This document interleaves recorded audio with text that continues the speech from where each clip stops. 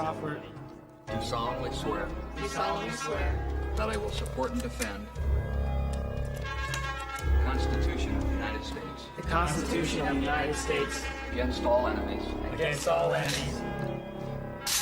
that I will bear true faith That I will bear true faith. To me, the FBI means the premier law enforcement agency in the world and a model for all law enforcement agencies to look to. So help me God. So help me God. Congratulations. The FBI is the symbol of law enforcement in America. Its 10,000 agents chase the worst criminals, but they also protect the nation from spies and those who use violence for political ends. At times, they've aroused fierce controversy. If you read the files in my own case, everything negative in my life was orchestrated directly by the FBI. For the first time, the Bureau has opened its doors to outsiders. This series will show how FBI special agents work and why they arouse such strong feelings. And it will explore the legacy of J. Edgar Hoover, a man who ran the FBI for almost half a century. He created it, he built its formidable reputation, and he nearly destroyed it. The jacket, the tie, and fedora hat were the trademarks of Hoover's FBI. This is the modern image, transformed to tackle an ever more violent America.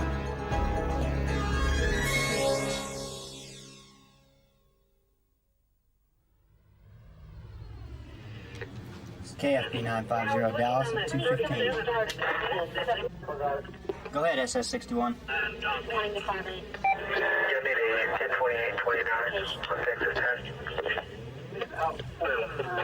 Okay, go ahead. The FBI has offices in 56 major cities. Special Agent Biff Temple works in Dallas. He's the leader of the Special Weapons and Tactics Squad. The SWAT team, as it's called, makes the most dangerous arrests. Okay. Situation that we've got, this is joint operation, which includes the IRS, U.S. Customs, Dallas County Sheriff's Office, and the FBI. We have 2 arrest warrants, one for Marco Zapata, a Hispanic male. Also, Marco has an alias of Chicky. Okay, so he may respond to that. Now, all of them do speak English, but we'll do most of the command in Spanish, at least from the beginning. Marco pursued one of the undercover agents working this thing, or surveillance agent, and actually chased him from the scene and fired a couple shots at him. So we've got the potential for an A&D, an armed and dangerous subject. This family has committed several murders already, so they're not above using weapons. So let's don't take it too lackadaisical and get anybody hurt on this thing. At dawn the next day, the squad sets off on the raid.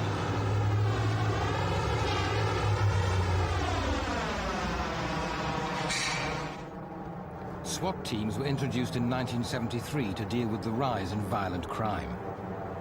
The area that we're working in, it's a known drug area, and a lot of lookouts, people that are posted out there almost 24 hours a day just to keep an eye on for police or law enforcement officers. As soon as we get there, we're going to get out of the van, set up a perimeter, and secure the front of the residence. Hopefully the people are going to comply with our instructions. They're going to come out voluntarily. If they don't, then we are going to basically just take whatever action is necessary to go in and get them out. I think once they see what they're up against, they're going to comply. I don't expect any problems from them. Come out with your hands up! This is the FBI! Ask these other folks. I saw the window. There's activity. There's activity at the door now. Salgan con las manos arriba de la cabeza. Chiqui, abre la puerta. ¿Cuántas gente están adentro? Sálganse todas con las manos arriba. Abre la puerta. The FBI has never before permitted such unrestricted access to its operations. Until today, the SWAT team had always worked unobserved. Its philosophy is clear. Threaten the use of overwhelming force, and any opponent will give up without a fight. Manos para arriba. Arriba de la cabeza. Chicky! Todos salgan para afuera. Chicky, stand up on your feet. Put your hands up in the air, all the way up. Now start walking back towards us. Come back here, towards me. You, the other one, wait, right there, hold. Keep your hands up. Hands up. Chicky, hands up. Okay, walk backwards. Backwards, keep coming. Keep coming. Get him down. Stop. All right, get down on your knees right now. Okay, go all the way down to your stomach. Put your hands out, all the way out on the street. Put your palms up. The first individual that came out was one of the subjects that we had a warrant for, and is known to be armed and has fired shots at law enforcement officers in the past.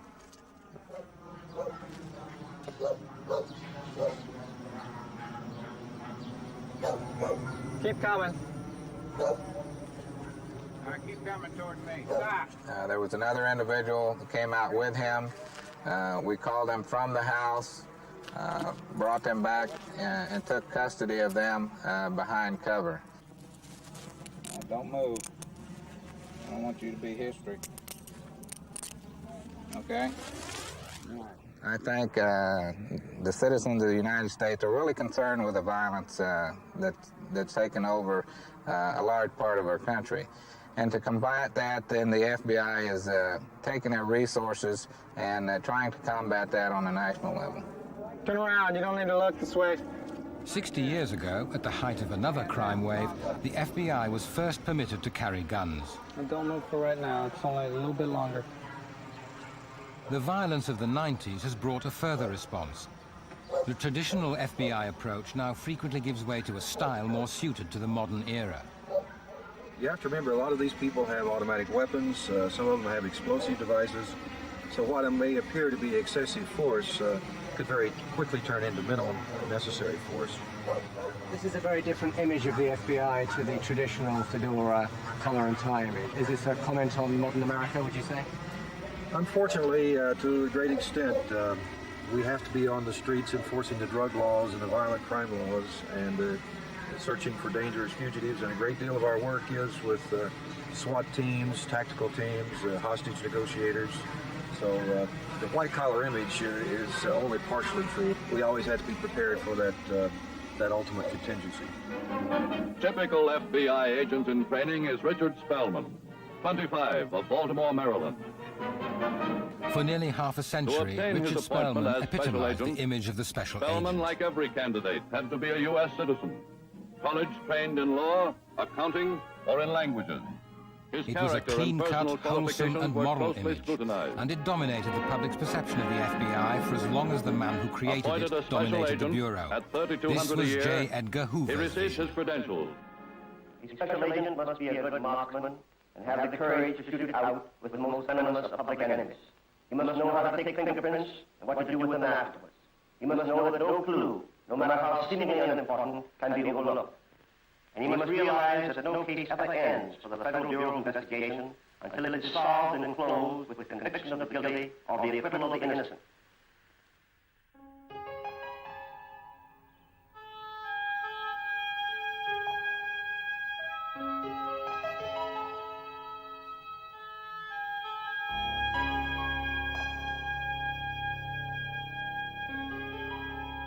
Hoover worked from the FBI's headquarters, then housed in the Justice Department in Washington, D.C. It was a polished and elegant location, quite fitting for a man who was to become one of the most powerful in the federal government. Mr. Hoover was a man of tremendous stature. His accomplishments and his failures were all of gigantic proportions.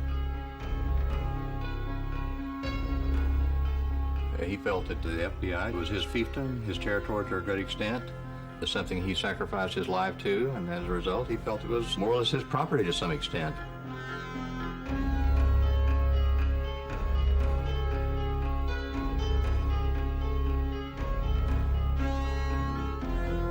Hoover was single-minded in his devotion to his work. His early years were a productive and transforming time. Working from this private inner sanctum, the young director dragged the FBI out of obscurity.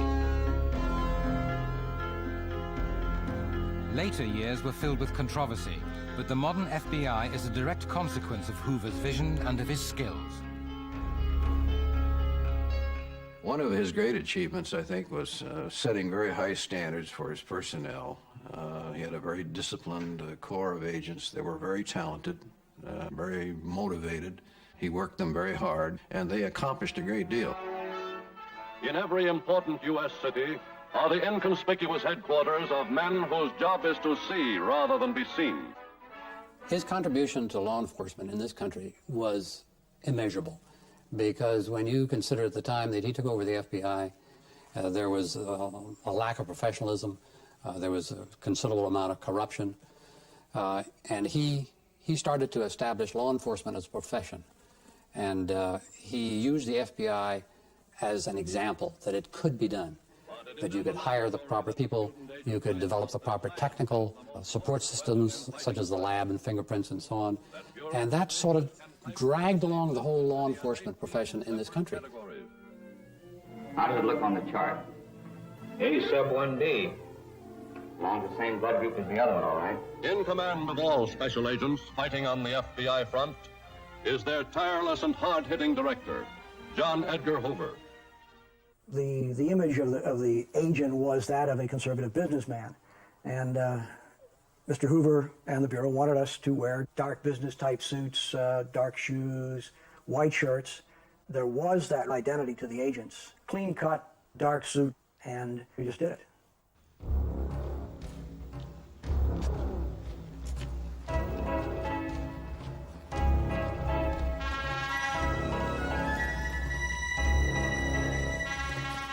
To do the kind of work that we have to do, we have to be in neighborhoods where we don't necessarily stand out. We can't wear a suit and a snap-ring hat.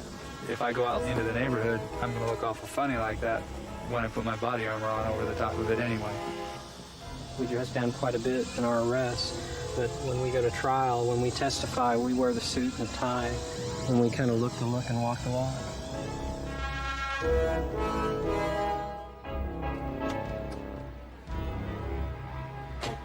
There are warrants out for the arrest of more than 12,000 people in the Dallas area. The FBI is doing its best to reduce that figure. We're going after two attempted murder subjects, Nico Riley and Lawrence Mask. We have information they might be in an apartment complex in North Dallas. They got into an altercation with a 20-year-old black male named Rodney Gray, and at the end of the altercation, they weren't satisfied, I guess, but they came back and broke into his apartment, pinned him up against the wall, and shot him in the chest 5 or 6 times. And had a separate gun battle with some other witnesses. There's a good possibility if they're there that they're armed, there'll be a weapon somewhere inside that apartment. The FBI's job is to chase only the most dangerous fugitives. Agents always work in pairs and in close cooperation with the local police. You want to hit this one, or do you want to go take the guy that's surrendered, or what do you want to do? Okay.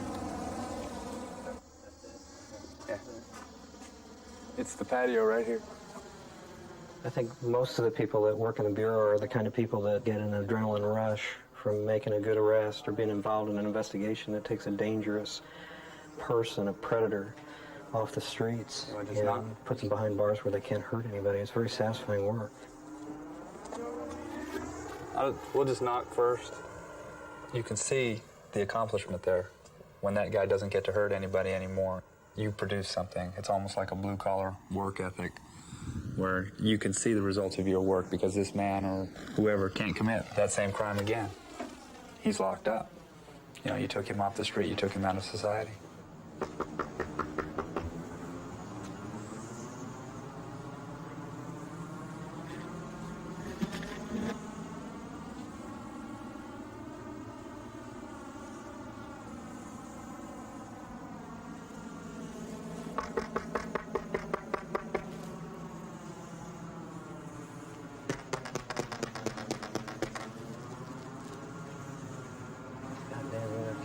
Did he? You know what, you go ahead and just back down to the bottom of the stairs.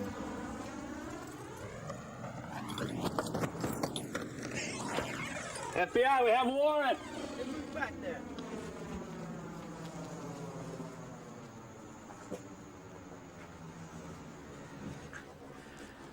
He's not here. Well, ready? Yeah. Go over to the other one? Yep. A good special agent goes beyond just coming to work every day, just feeling that he's an 815 to 5 kind of guy and just filling out the paperwork. A good agent gets involved and gets after his cases, gets after these people, and he creates a feeling among the people that he's chasing that he's everywhere, that they can't get away, and that, for lack of a better word, maybe they ought to just give up.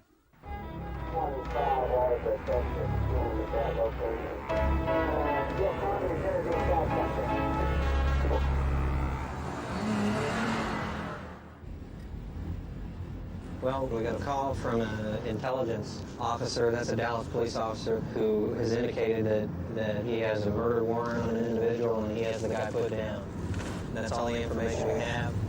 He said, come on down as quick as you can. Put the call running again.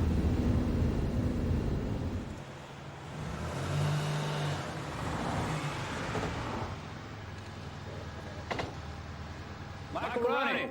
Michael, come on out!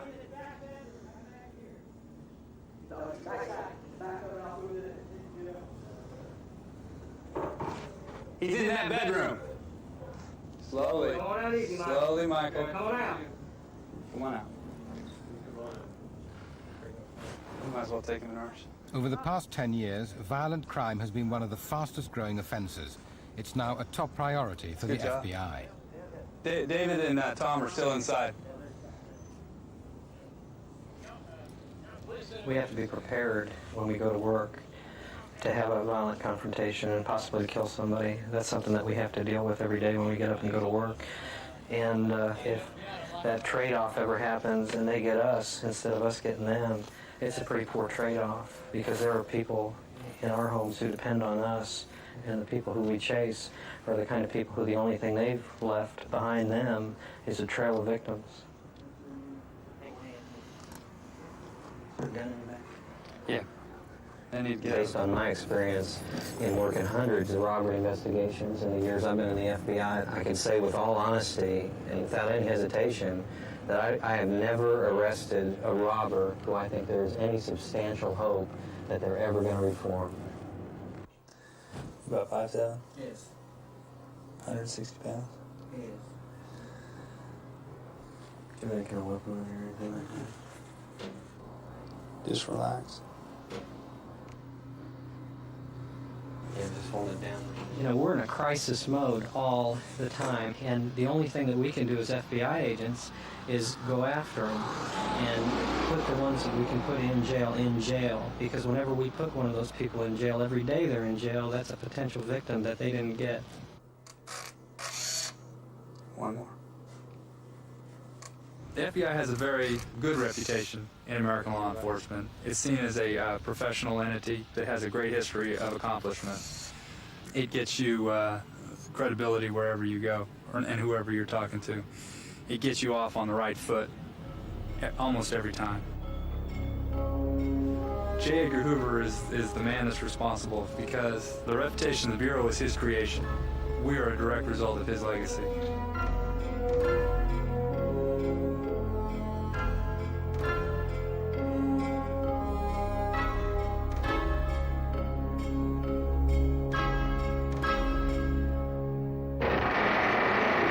Director Hoover supervising field practice, and the target might be a gangster car. The FBI made its name during the gangster era of the 1930s. Machine gun sharpshooting from a fast-moving car. Hoover branded a few violent outlaws. He called them public enemies and sent his men after them. Every shot hits the anatomy of that public enemy. He will kill and kidnap no more. With each arrest, the FBI's reputation soared. The depredations of vicious outlaws roving from state to state like packs of wolves amounted to an actual armed invasion of America. I must remind you that the forces of the underworld today are greater than the entire number of soldiers enlisted for the defense of this country in the World War. With a personnel of less than 600 men, it has been possible for the Federal Bureau of Investigation to carry on a successful campaign of detection and apprehension of the most deadly characters in the history of American criminality. He was a celebrity. Wherever he went, everybody was very impressed that Mr. Hoover was in their midst. He was concerned in large measure as to the Bureau's reputation, because the Bureau's reputation was a big part of the Bureau's success. And if anything came along that would in any way affect or damage that reputation, it would damage our effectiveness in the job we were trying to do. The FBI was Hoover's life. He was unmarried and had few outside interests. Eventually, his concern with its reputation became an obsession.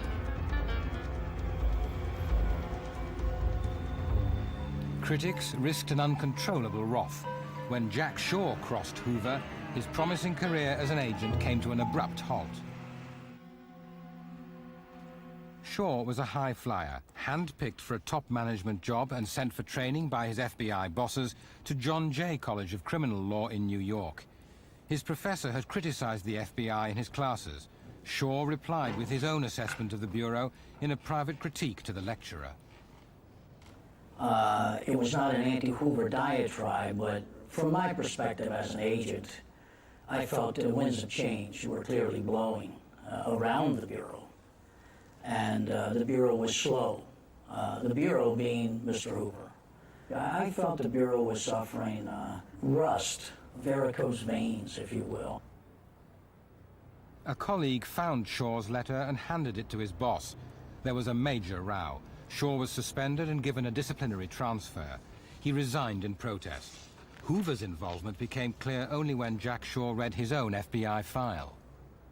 There were marginal notes throughout the file in Hoover's handwriting with his initials on it. So I would say that he didn't mark every page, but he clearly was made aware of the developments of the internal investigation and had been clearly the one who made the decision. I feel I've been manhandled and mistreated officially and non-officially. I don't feel that I've done anything of a subversive or derogatory nature to bear that stigma the rest of my life, or for however an arbitrary time Mr. Hoover decides it should be attached, and I want my name vindicated. I am not going to accept arbitrary and capricious reasoning in this because I apparently have offended an institution. I mean, this thing was going to be a large stone around my neck. I sensed that. I called New York immediately and discussed it with an SAC there, and he said, there's nothing that we can do. They're mad. They're mad. I said, what do you mean mad? Upset? He said, no, I mean mad, insane. And there's nothing that no one can restore any reason to this, and it's not going to affect you as long as you don't seek work in the federal government. Jack Shaw's professor, Adrian Blumberg, had also criticized the FBI. So intolerant of critics was Hoover that he sent a senior agent to the college president to insist that he fire the professor. He said that he was instructed by the director, that is J. Edgar Hoover, to inform me that as long as Professor Blumberg was on our faculty, that no FBI agent would be permitted to attend John Jay College. I told him in that case there would be no FBI agents at John Jay College because Blumberg stayed.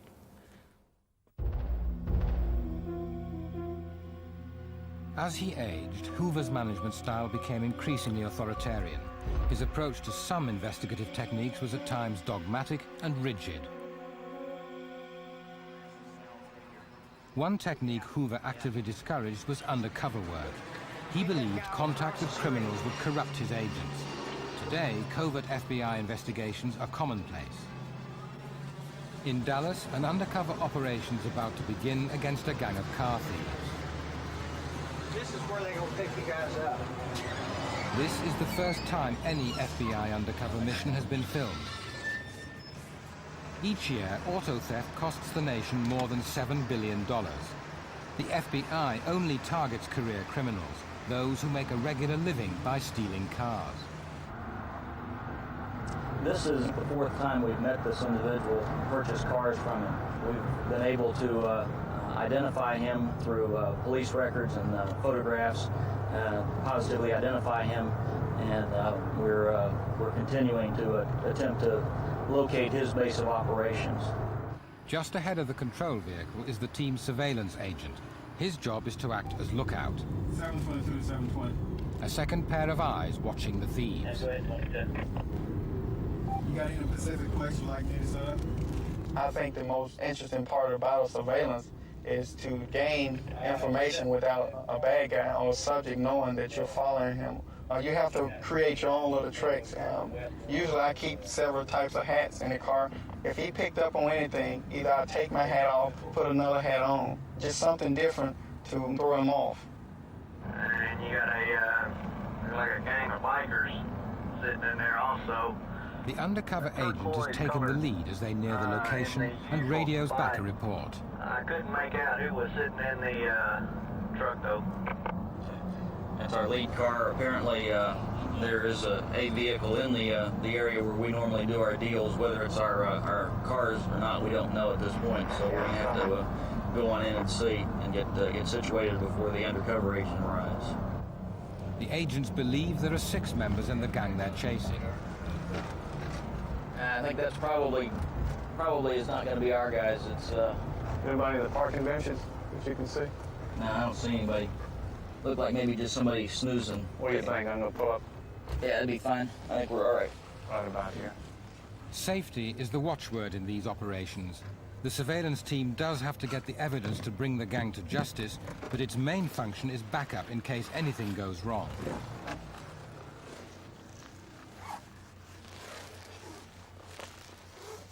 Actually, as long as these blinds are closed on one side, they can't see through.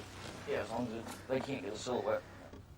Over the past year, 33,000 vehicles were stolen in the Dallas-Fort Worth area.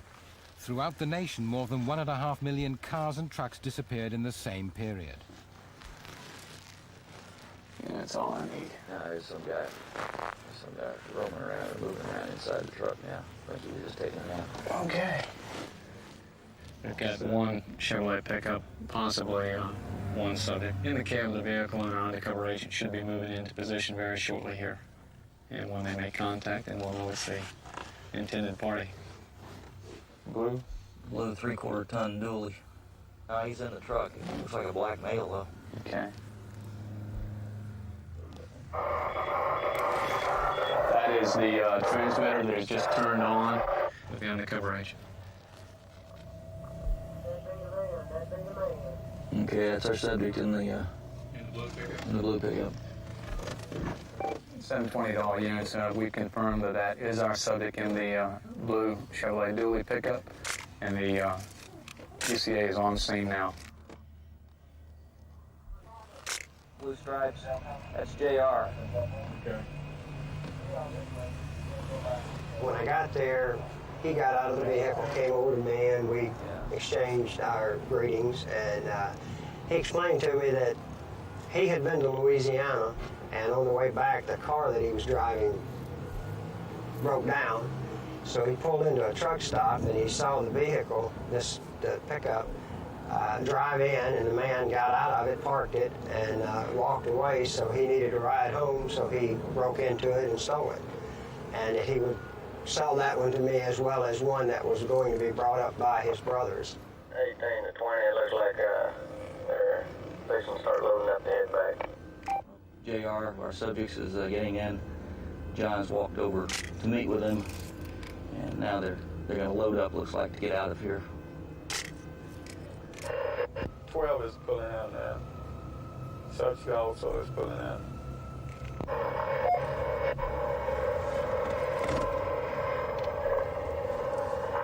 Subject went off on Main Street. The surveillance agent now has to tail the thieves to ensure they don't double back and catch the agents inspecting the stolen vehicles. He'll follow them until they're a safe distance away.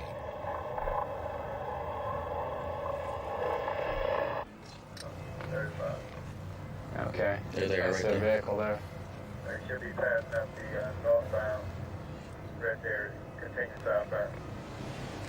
Yeah, 10-4, we've got them. Here comes Boo. Yeah, that's one of our chase cars right there. Black vehicle going there, so.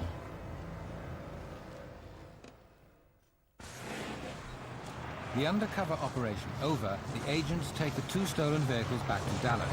They'll buy several more before they arrest the gang.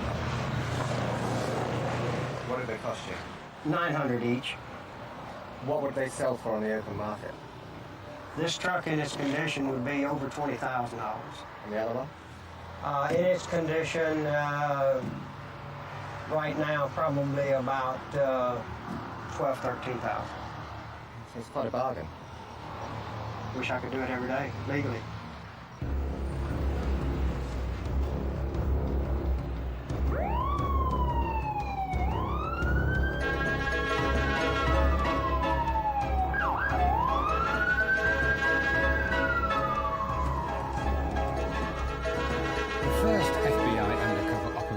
Very different to today's highly organized affairs. In the early days, the rules were made up as they went along.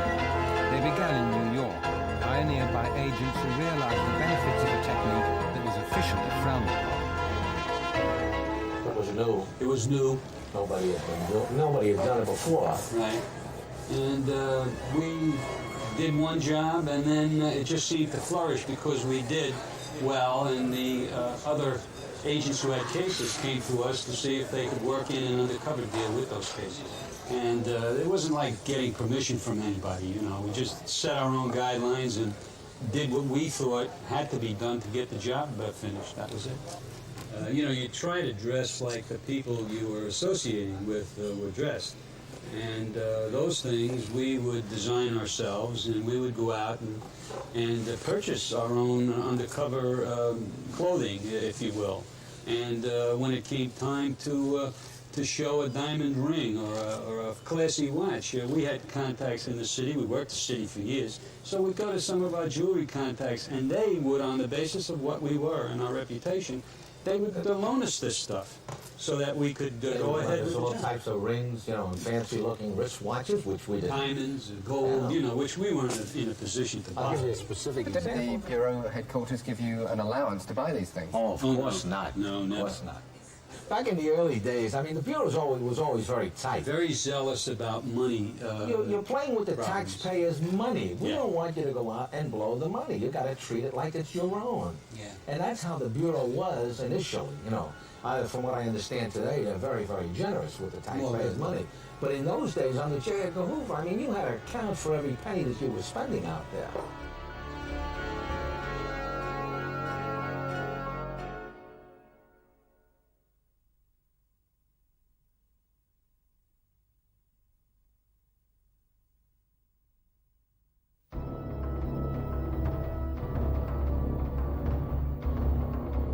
Learning to use the undercover techniques that Hoover disapproved of has been a slow and at times painful process for the Bureau. Lack of experience and over-enthusiasm helped to turn some early undercover operations into serious embarrassments. In 1978, FBI agents raided the municipal courthouse in Cleveland, Ohio. They thought court employees were taking bribes to fix cases, and when the documents failed to flush out the culprits, they began an undercover operation.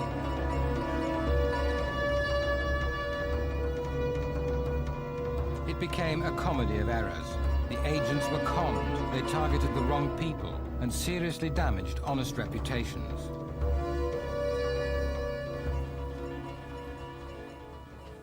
I believed in the FBI, and I believed they were infallible. It was a shock to me to find that they were not. They could have walked in our courtrooms and arrested us. Totally wrong people. I felt very, very bad about the whole thing. I just couldn't believe that that would happen in America. I just couldn't believe it.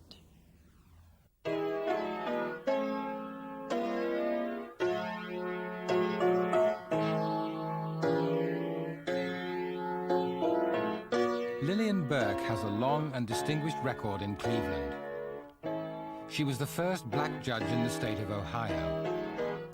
Her hallway is a testimonial to the high regard in which she's held in her own community. But the FBI thought she was a crook. They'd been told she was taking bribes. I just couldn't think of any reason why I should be singled out.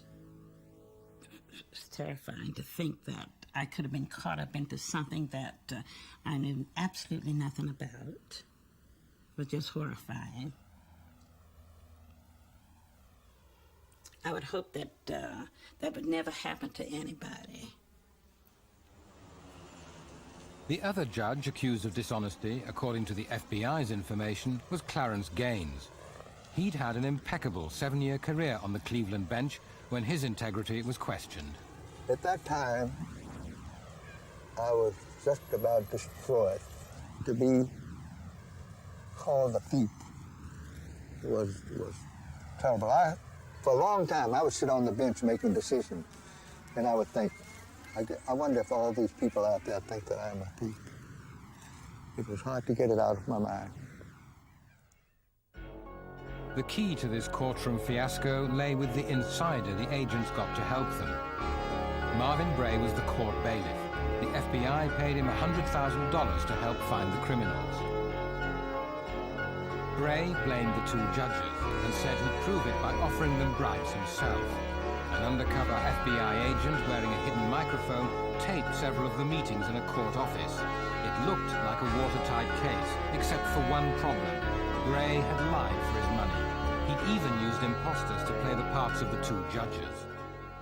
I was a 68-year-old man, and the man who was playing me is the same age as my own son. My son was at the same time as old as Mr. Harris was. He was not an educated person. I think he was several shades of a different color than I. I don't see any way that this young man could have been mistaken for a judge. We just didn't look alike at all. She was one size and I was another size. And it just was no comparison. She was short, I was tall. She was obese, I was thin. So I just don't know too much about the lady. I know that says she was a bus driver. And I just could hardly understand how they could confuse the 2. The FBI taped 12 meetings with the fake judges before realizing they'd been taken for a ride. And that only happened when an agent saw a TV interview with the real Lillian Burke. No one was ever charged with case fixing in Cleveland. The only prosecutions were the court bailiff and his 2 imposters. They all served jail sentences. The biggest shock here was, sir, that they went this far without finding out who I was. If they had followed me, if they had tapped my phone, I've said before that if they had been tapping my phone, they'd find the most important conversation with my wife telling me that a robin had landed on our porch or something equally important. If they had followed me, anything, they would have found nothing. The targeting of 2 black judges in this way left the FBI open to accusations of racism. The American Bar Association asked Congress to investigate what they called this unwarranted attack on black judges.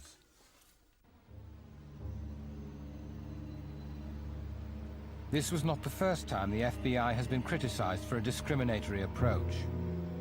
Its legendary creator ran the Bureau as an almost all-white affair until the day he died. Hoover did employ black Americans. The director's housekeeper was black, so were most of his chauffeurs. But as late as 1971, little more than 100 of his 8,500 agents came from minority groups.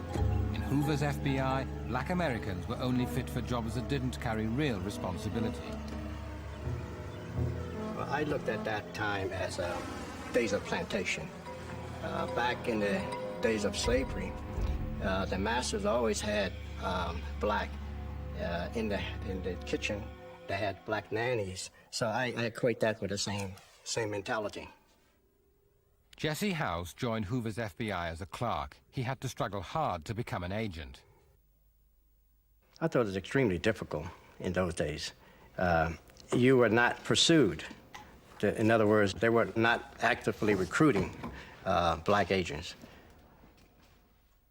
You were in a almost complete white environment. You didn't know who your friends would be, who you could trust. You certainly had to walk a straight line, and there was always a fear of making one big mistake and be out on the street or fired the next day. They were very skeptical of having blacks in the role of FBI agent because they hadn't done it before. They didn't know if it would work. I felt that they also wonder how you would be perceived as a black person representing the FBI on the outside. Would it be fair to describe Mr. Hoover as a racist? No, I don't think that is correct. He was a product of his time. He had grown up in Washington, D.C. Washington was pretty segregated at the time that he grew up, and I think he reflected his culture. The Bureau was more or less symptomatic of much of the rest of the U.S. government, and the blacks had not made the progress that they have made in subsequent years in gaining equal rights.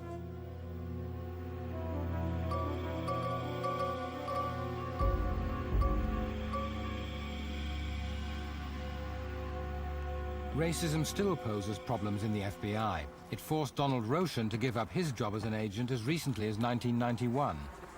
There was a variety from blatant to subtle.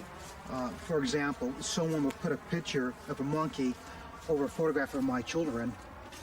There'd be photographs in my mail slot in the office of a black man who was beaten up. They would sabotage my car, harassing telephone calls to my home, and make derogatory statements. Roshan asked for a transfer. His bosses moved him to Chicago, the very same FBI office to which they'd just transferred his main tormentor. He was simply just a few feet from me. He started the whole pattern over again. Even some death threats on the phone. And I reported this to my superiors. And they did absolutely nothing about the harassment. They refused to record the telephone calls and even told me not to record any telephone calls that came in that were obscene, that was harassing or even threatening. It's all part of the legacy that's been left by Edgar Hoover. 540 black agents have jointly sued the FBI for discrimination. In 1993, the Bureau settled their case by promising many of them long overdue promotions and career enhancements. If I was going to rehabilitate the FBI, I would start by changing the name of headquarters from the Edgar Hoover building, simply FBI headquarters, and move the photograph of Edgar Hoover from all FBI buildings, simply outlawed.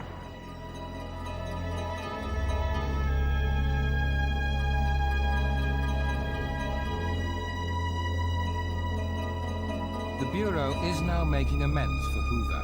More agents are being accepted from minority groups, but the director's closing years left a long legacy. Hoover wasn't with the world of reality that his agents lived with. He was whimsical and capricious oftentimes in his dealing with the staff. He liked to encourage his agents in charge to be firm and fair, and I think he violated those principles constantly himself. With advancing years, he just didn't keep pace. He just was increasingly out of it.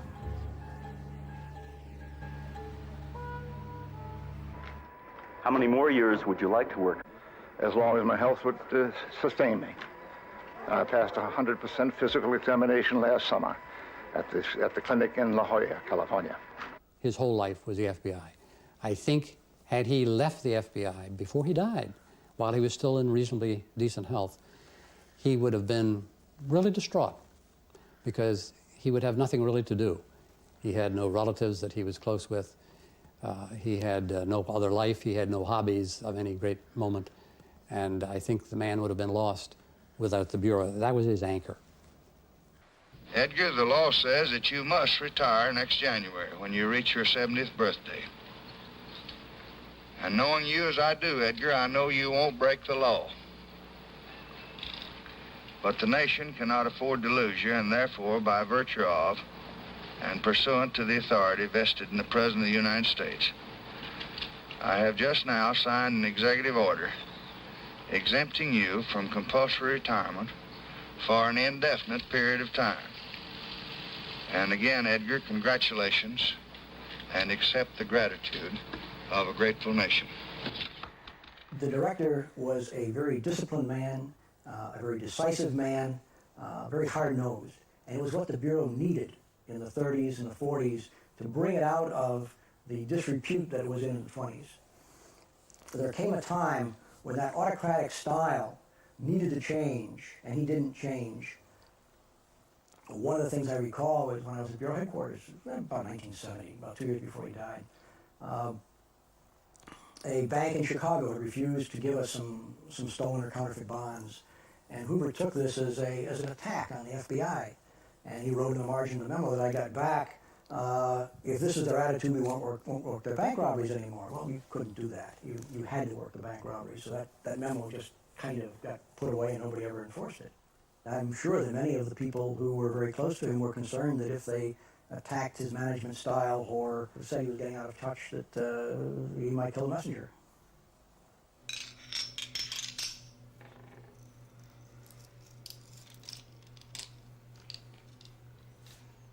Special agents spend 16 weeks training at the FBI Academy. They are taught much about the techniques of law enforcement, but little about the man who created the FBI. This is a strange anomaly for an organization that's honored Hoover by having its headquarters named after him. Hoover's never mentioned directly in the academy. You're never taught about anything other than just the numbers, the date that J. Edgar Hoover became the director, how many agents were in the FBI at that time, and then there's a little talk about the numbers in the Bureau now. History, perhaps it's relevant, but how does my knowing about J. Edgar Hoover take me to somebody's house, help me arrest that somebody? I don't see how it has any direct correlation to how professionally I do my job. People out via telephone, okay? For all their skill and technical prowess, the FBI is making its agents work in a vacuum. With little explanation of the Hoover era, they cannot benefit from past experience or learn from past mistakes. Bring them back around the van, secure them down in here, okay? The Bureau still does not seem to have come to terms with the controversies that surround its most famous director. When Hoover died in 1972, many Americans felt they'd lost a great patriot, a defender of liberty. It was a state funeral. He was perhaps the only civil servant that I'm aware of that was ever laid out in state in the Capitol Rotunda.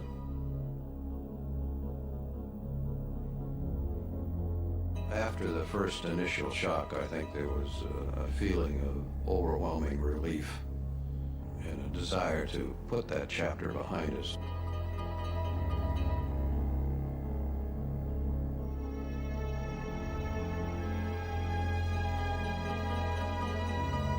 The full, disturbing facts of Hoover's later years, the vendetta he waged against political dissent, and his cavalier use of the FBI's power only became clear several years after his death.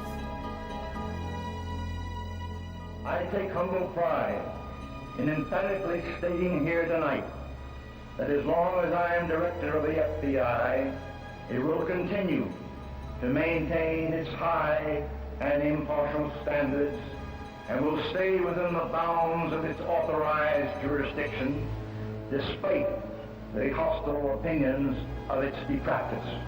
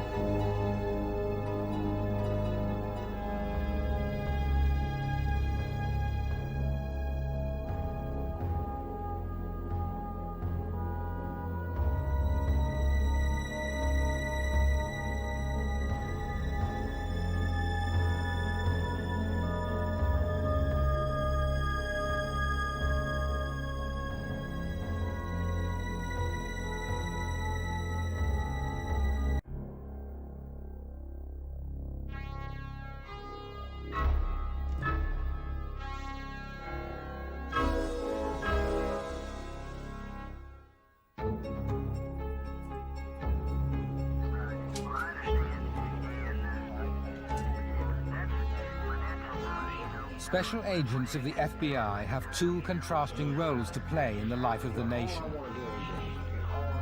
They investigate the worst crimes, but they also have to guard national security. This is the FBI's counterintelligence work. Its aim is the protection of democratic freedoms, but it often requires the investigation of political groups. Time and again, this aspect of the Bureau's work has provoked great anger. As many as 8 agents a day were following me up by the FBI. And the FBI itself says there's no record whatsoever I ever thought of doing anything illegal. They were infiltrating organizations whose leaders they didn't like, whose politics they didn't like. They were a thought police. I believe the FBI did more damage to the freedoms that we have in this country than any other agency.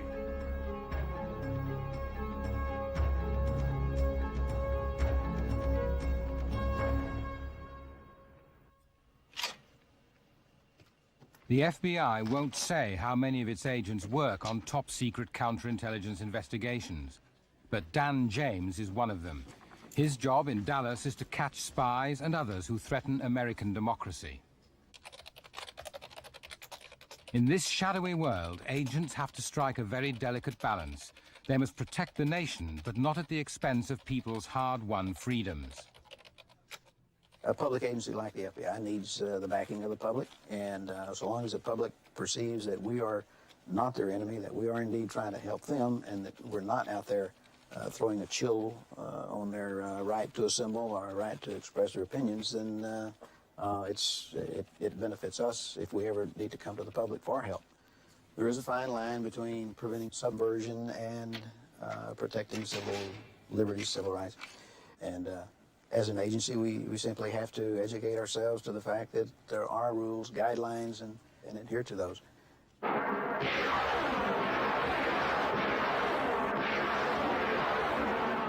In times of tension, when the FBI has to be vigilant, it's all too easy to inflame passions.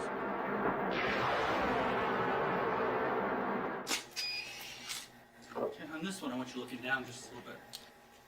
In 1991, during the Gulf War, when fears of political violence were high, FBI agents questioned a number of prominent Arab Americans. One, a political activist called David Najab, was encouraging members of his community to vote for the Democratic Party. Looking right up here. Okay, can you keep your head where it is and look right up with your eyes, right? Yeah, that's it. Hold that. An agent rang asking to speak to him about the possibility of hate crimes against Arab Americans. But when they met, Najab says he was asked to hand over the names of other political activists in his community. He told me he wanted the names of these people to get a handle on our community. And a handle on our community was so vague. I asked him, I said, what do you mean a handle on our community? At which time he told me that one of his concerns were terrorist activities being committed. He's told me that to destroy public buildings or to bomb public buildings was a crime, and that if I knew of anyone who was going to destroy a public building or be involved in it, I should contact him immediately. And now rotate the book just slightly. I didn't think being active in a political activity, legal political activity in the United States, was cause for me to be singled out and be told that acts of terrorism were wrong. I know that acts of terrorism were wrong. I don't need the FBI to single me out to tell me that. That's right, that's right. Look right up here. This really was offensive to me. I was definitely targeted because of my racial origins. The FBI didn't go out and meet with every American and tell them that terrorism was wrong. They met with Arab Americans to tell them that terrorism was wrong. FBI agents are thought to have visited about 200 Arab Americans during the Gulf crisis. Najab says this had a dramatic effect on a community with roots in a part of the world not noted for its democratic credentials. Oh, I know exactly what effect it had. In the following election year, we had maybe a fifth of the number of Arab Americans voting and taking part in the political process. It was down, way down, and we had been growing every year from that. It put a chill in our community. Our people were afraid. Many of them come from backgrounds where the government does look into their activities and persecutes them for it. I think the FBI was well aware of that. It killed our political activity at the time. I think that's an interesting thing. This one piece will make 52 layers. Watch on mobile devices or the big screen, all for free. No subscription required. Download Veely now. David Najab is the latest in a long line of political activists who've criticized the FBI for interfering in the political process.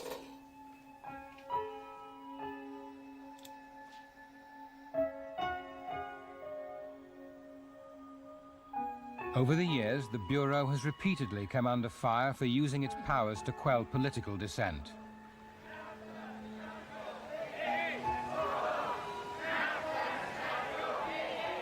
When communism was the enemy, the critics say that constitutional safeguards were ignored and legitimate political careers ruined in a major campaign to undermine the party. The American Communist Party today is probably virtually irrelevant. It's some kind of a historical vestige, like the tailbone of an animal that no longer has a tail. I think the downfall of the Communist Party was obviously deeply influenced by the fact that it was heavily infiltrated. Probably the most successful operation in the history of the world of placing agents within the ranks of an organization that they deemed hostile.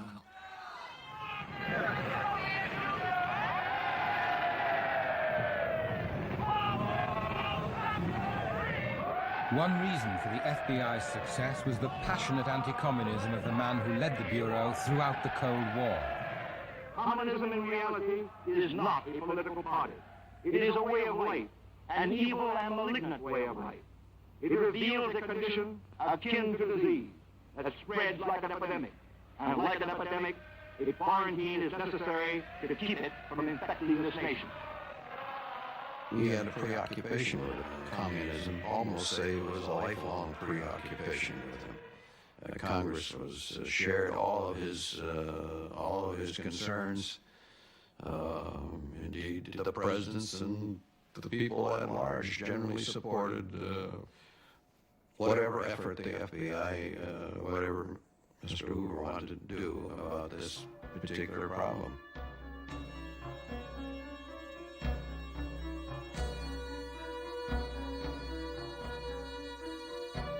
The FBI's anti-communist crusade won it precious resources, but there was little real justification for many of the techniques authorized by its director. Wesley Swearingen was an FBI agent in the 1950s. His job in Chicago was illegally to break into the homes and offices of leading party members. In FBI jargon, he was part of the black bag team. This is the kind of briefcase I used in Chicago during our bag jobs in the 1950s, and it contains the necessary equipment to photograph documents, membership lists that we were attempting to locate.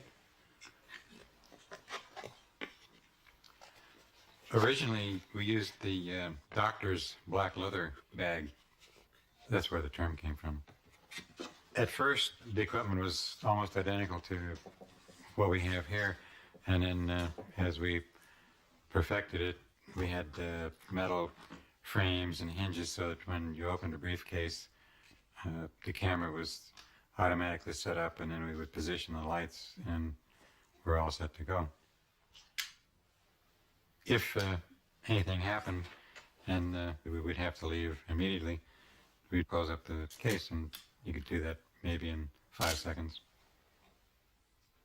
When I first started, I was only 25, and I thought it was rather exciting, and I felt that there must have been some secret agreement between the FBI and the Attorney General or the President. Then I found out years later that it was actually illegal, that we did not have authority from anyone but J. Edgar Hoover. Swearingen says his break-in team was not the only one operating under Hoover's clandestine authority. There were groups of FBI burglars entering Communist Party premises in at least 6 major cities. In his desire to destroy communism, Hoover was sacrificing the very legal principles on which he'd painstakingly built the FBI. What we were doing was very stupid because we had no evidence whatsoever that the members of the Communist Party in the United States were actually attempting to overthrow the government. They didn't have firearms and they weren't placing bombs around, and there was almost nothing we could prosecute them for. We were the ones who were violating the law.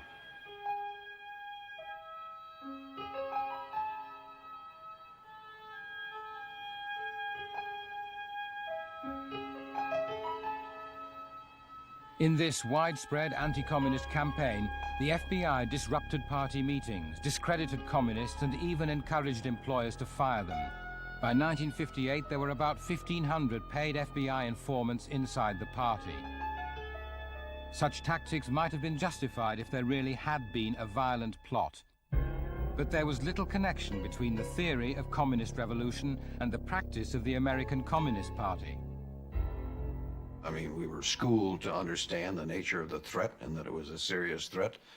And we began to wonder about it as individuals when we were confronted with the reality of it.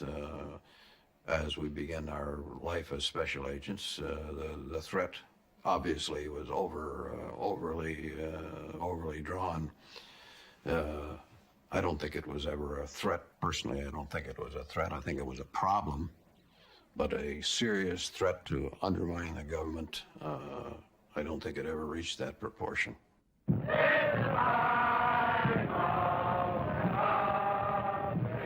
I think that the FBI, it was clear why they wanted to infiltrate the Communist Party and other organizations. And it really had nothing to do with any reality that they recognized of these being the source of a violent overthrow of the government by force and violence. At most, the Communist Party represented at its high point, what, 100,000 members perhaps? And 100,000 out of the millions in the United States are not going, unless they're absolute idiots, are not going to try to overthrow anything. And there was never an example of even the first overt move ever being made. Hoover's crusade carried on irrespective of whether there was a real violent plot. What counted most was how effective communists were at championing workers' rights. Bill Albertson, a leader of the New York Party, was one of the best, so the FBI decided to stop him. Hoover gave agents in New York permission to write a fictitious note to make Albertson look like an FBI informer. In June 1964, they had it accidentally dropped in a car used by Albertson. He was expelled from the party and never readmitted. My husband was a man who was totally involved in his political life, and his expulsion literally robbed him of his manhood. It destroyed him. He wanted, really, almost wished for death. The fact behind Bill Albertson's expulsion didn't surface until 1975. The Freedom of Information Act enabled his wife to see the files the FBI had kept on him. By then, he was dead. My husband had been hounded his entire life for his views and what he believed in, which I think is very wrong. There was never anything criminal that they were able to charge him with. His purpose in life was to fight for the rights of other people. I felt that it was totally undeserved. I would not want to be a party to any action which would smear innocent individuals for the rest of their lives. We cannot disregard the fundamental principles of common decency and the application of basic American rights of fair play in the administration of the Federal Bureau of Investigation.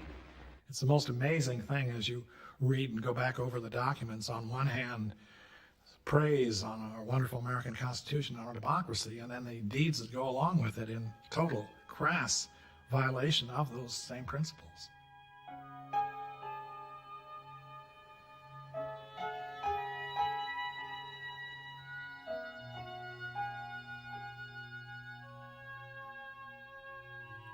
In the 1950s and 1960s, the House Un-American Activities Committee held hearings to find out if new laws were needed to counteract communist influence.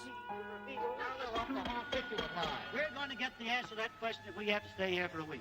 Are you a member of the Communist Party? Or have you ever been a member of the Communist Party? It's unfortunate and tragic that I have to teach this committee the basic principles of Americanism. That's not the question. The question is, have you ever been a member of the Communist Party?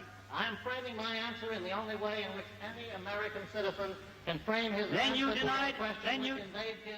HUAC, as it was called, was a congressional committee which turned into a witch hunt. Communists were pilloried for their beliefs, with the active help of Hoover's FBI. To the American public, and they will know where I stand, as they do from what I have written. Stand away from the stand. For Americanism for many years, and I stand away from the stand. For the Bill of Rights. Stand away from the stand.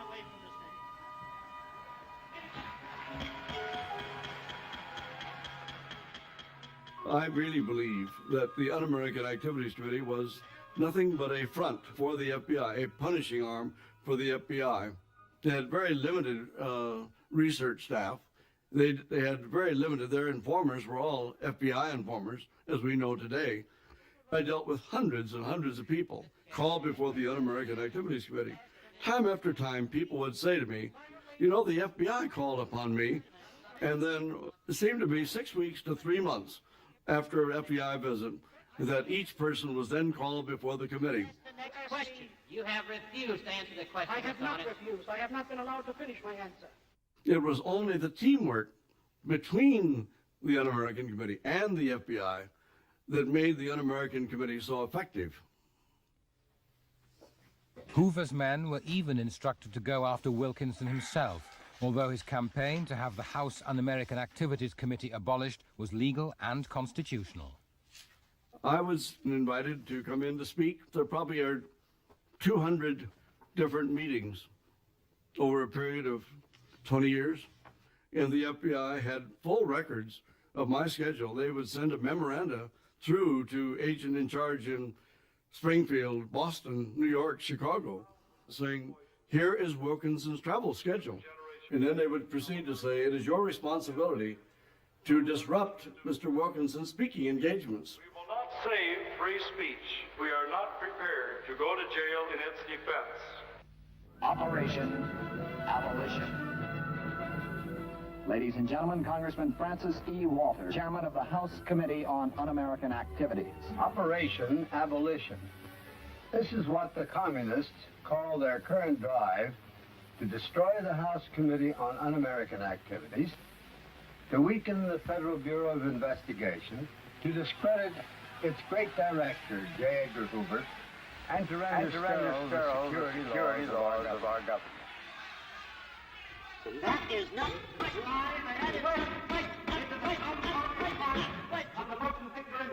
Ask him the next question. Mr. Bieberman. Mr. Bieberman. Wilkinson was twice hauled in front of HUAC. He refused to testify and in 1961 was jailed for contempt of Congress, joining many others made to suffer for their beliefs. His own FBI files covered nearly 30 years of surveillance that continued even after one agent concluded he never had been a threat to national security. Now, we estimate the FBI spent $17 million on me from 1942 to 1980. They literally investigated 1 million Americans where the FBI, by their own admission, knew that these people were not violating or even thinking about violating any federal law. This will be known as the J. Edgar Hoover era because of the damage that he consciously did and the people in his employment did. They violated the First Amendment over and over and over again, and for that matter, other parts of our Bill of Rights. There's no excuse for an agency of the federal government sworn to go after criminal investigations to violate the rights of people who are not engaged in criminal activity.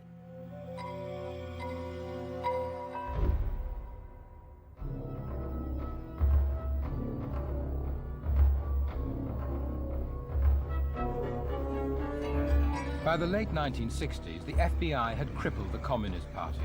Hoover's attention was now focused on other matters. At the top of the list was the new breed of student-led protest movements. One of the most prominent student leaders at the time was Tom Hayden. Today, he's a senator in the California State Legislature. Our primary struggle is a struggle for our own survival. For our own survival as a movement, for our own... There had never been a youth movement in the United States before. There had never been a student movement.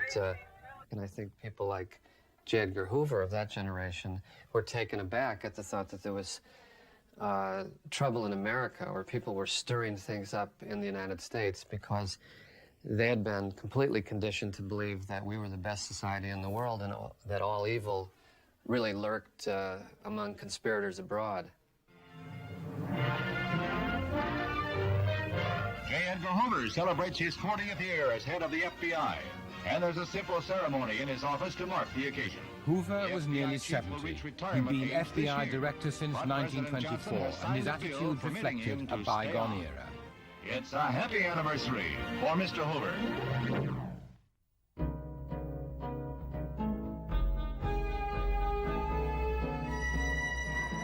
You see, the FBI is led by a guy named J. Edgar Frico, who happens to be a 70-year-old bachelor who doesn't believe in sex. Now, where's that at, right?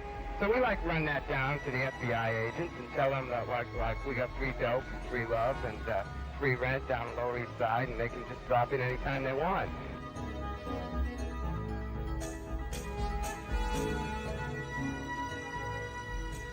America needs a moral reawakening in every home in our nation. We are courting disaster if we do not soon take some positive action against the growing moral deterioration in this land. It was just something that the way he had been brought up, that American citizens did not conduct themselves in this fashion. It was just inconceivable to him that this should happen, and he didn't feel it should be permitted. He thought that that element of society running wild in a way. They were creating civil disorder, and this wasn't the way things should be in his mind. I think he felt that if we didn't do something to suppress it, it could get out of control.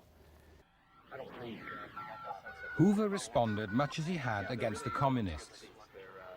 By 1969, 1/4 of all FBI agents, backed by 1,000 informants, were investigating student protesters, civil rights groups, and left-wing activists. Most of them were not breaking the law.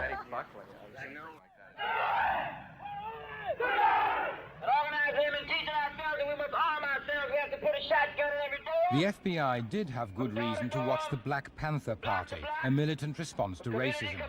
Their anger sometimes spilled over into violence, but the FBI's concern went way beyond the criminal. Jean Seberg was an actress, not a terrorist, but she did donate money to the Panthers' cause. She believed in equality. She believed in justice. She believed that she was really going to make a difference in the world. She was always going to be something. Jean Seberg was married to a French diplomat. In 1970, she became pregnant. The FBI thought it had evidence from a wiretap that the baby's father was in fact a member of the Black Panthers. Hoover agreed a plan from the Los Angeles FBI office to leak the information to the press to tarnish her image with the general public. The memo stated that Seberg was a financial supporter of the Panthers, and so the actress should be neutralized. Hoover asked for a 2-month delay, but within a fortnight the story appeared in Los Angeles and was then reprinted nationally. She was a completely different person than she had been the last time I saw her. She was very, very sad, very, very fearful. We were told by her, and we disbelieved it, but she said that our phones were being tapped. We went shopping, and as we were sitting in the store, she said, "That gentleman over there is an agent, and he's watching me." And I said, "You're just imagining that." And she said, "No, it's for real." I don't know to this day whether it was or not, but I'm a little bit more convinced that it probably was.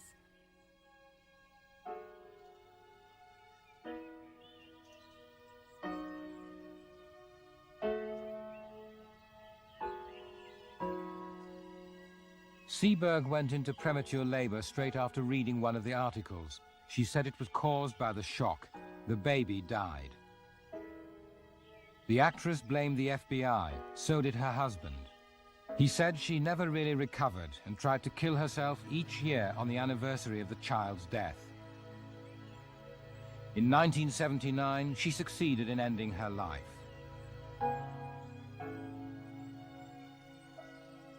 The FBI has now admitted it planned to discredit the actress, but insists it didn't leak the letter. The Bureau says it doesn't know how the press got hold of the story.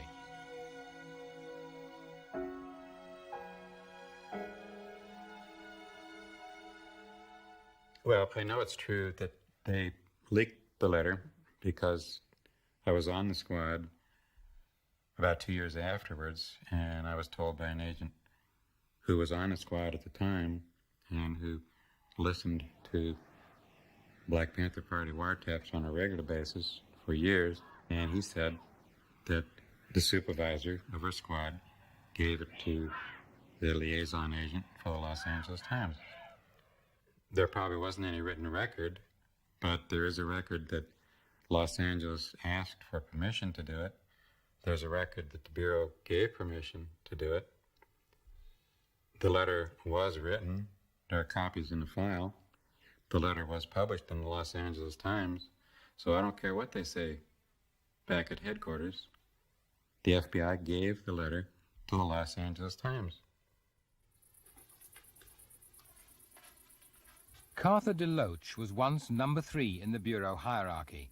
He was one of Hoover's closest associates during the search for subversives in the 1960s, and still supports Hoover's tactics during this turbulent period.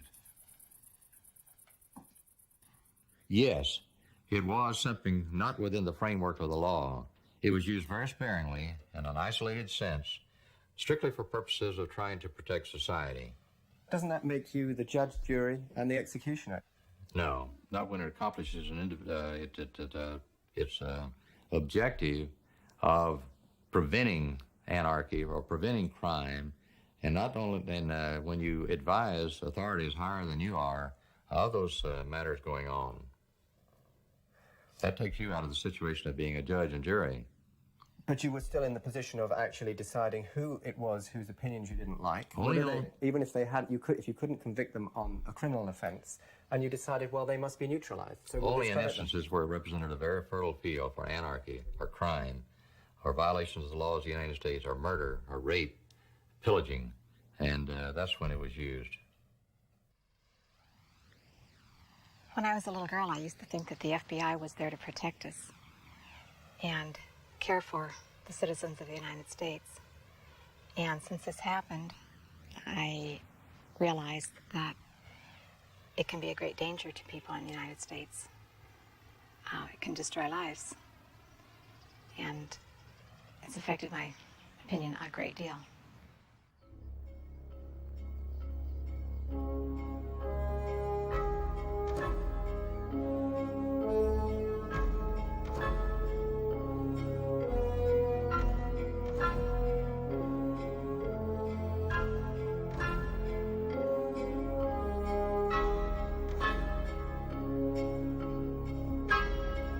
Towards the end of the 1960s, the FBI began targeting the movement to end the war in Vietnam. As the protest grew in size and violence, the FBI saw them as a growing threat to law and order. I watched from windows on a day Edgar Hoover did from time to time at the Department of Justice while they were breaking those windows. I watched the mobs going crazily down Pennsylvania Avenue or Constitution Avenue. It's a different situation today as it was back then. To put it crudely, this is a case where you are damned if you do and damned if you don't. The Congress bringing considerable pressure, the FBI trying to operate within a narrow framework, the newspapers bringing considerable pressure, saying, when is this going to stop? President Lyndon Johnson turning to me on one occasion and saying, every time you, meaning the FBI, turning to me and pointing a finger at me, saying, you allow one of these riots to happen, it costs me 93,000 votes. What are you going to do? Once again, the FBI began disrupting the protesters, few of whose members posed a serious threat to national security. But in 1971, agents uncovered a real conspiracy. Its headquarters was a rundown house in Camden, New Jersey. American combat troops had been fighting in Vietnam for 6 years. In frustration, a group of Catholic anti-war activists decided to break into the local draft board. What the FBI did when it discovered the plan demonstrated how far Hoover would go to discredit the peace movement. The presence of the draft board was like sort of the claw of the monster would reach down into your home and pluck your son out of it. So it came out of that kind of thinking and an idea that non-violence was the way to go, Gandhi's example and so forth. A lot of that was in it and influenced all of us. Father, we pray for your holiness to be upon us and that your son Jesus would be glorified. Bob Hardy was a member of the protest group. He was also an FBI informant. Hardy opposed the war, but the break-in plan had plagued his Christian conscience, so he decided to tell the Bureau. I personally am against the breaking of the law, and when they were willing to break the law in the dark of the night, to break into a building, into a federal building, I felt that they did not know what they were getting into. Instead of stopping the break-in, the FBI told Hardy to use his practical experience as a builder to make sure that it actually took place. Hoover wanted to make an example of the protesters. They asked me to teach them how to climb a ladder without falling off, how to open a window and climb through a window, which sounds easy enough unless you've never done it before. We taught certain members of the group how to remove glass from a window without breaking it or making noises, and gave them the tools for it. I felt like the Pied Piper, leading them down a merry path over to the cliff. They had no talent at all when it came to the physical stuff of this world. Within our community, they would be referred to as so filled of heavenly thoughts that they were no earthly good.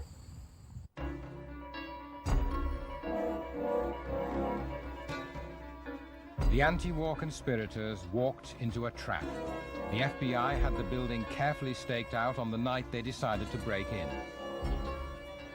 Each person had a little bag with tools, and just with the pry bar opened the window into the draft board. We then started on tearing up the draft records, and it was like tearing up manila folders. It was tough, hard work, and we just kept tearing then for about 2 hours. The FBI now had the protesters exactly where it wanted them. 3 FBI agents jumped me and pulled me to the floor, and then they took my belt and tied my hands behind my back, and then they brought us over and laid us on the floor in a row on the ground.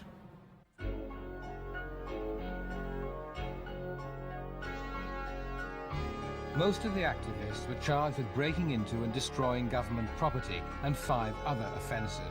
The maximum sentence they faced was 47 years in prison.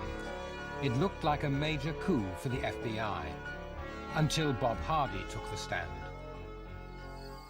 The defense lawyer brought each tool to the table and asked me where they came from, whether from the FBI or was it the defendant's own tools. And as I identified each tool, the pile was immense on the FBI supply side, and over here was maybe like a little handsaw or a butter knife or some insignificant thing that had nothing to do with the break-in at all. All the conspirators were acquitted. The jury clearly believed that Hardy had been used as an agent provocateur, that without the FBI, the break-in would not have occurred. The FBI agents even told Hardy why this had been done. Obviously, I questioned my agents that I made my contact with each day, and they told me that the decision was made at the Little White House in California, which involved Mr. Nixon and Mr. Hoover, that they made the decision to get more evidence so that they could put these folks away for life. They wanted to destroy this political left.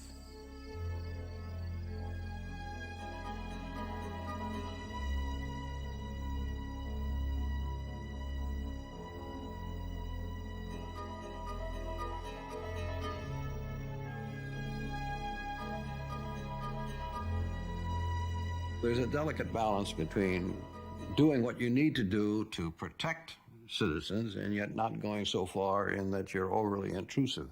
It's a difficult balance to achieve, and I think during those difficult days of the Vietnam War, obviously, in some instances, the effort became out of balance.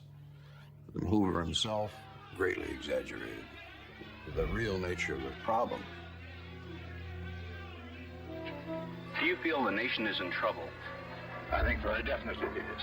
In what respect?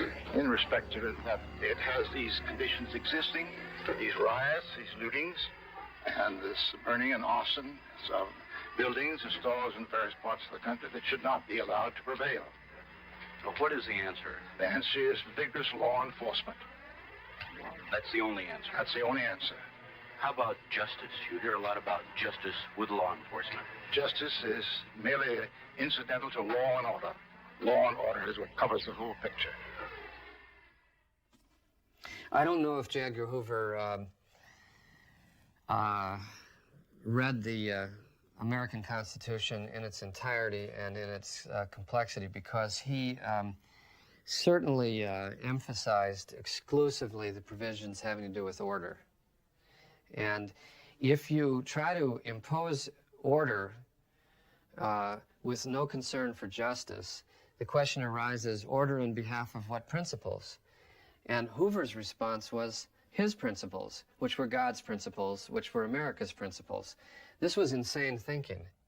Hoover's a case of the abuse of power in extremis in the 20th century in one of the most, if not the most, democratic societies in the world.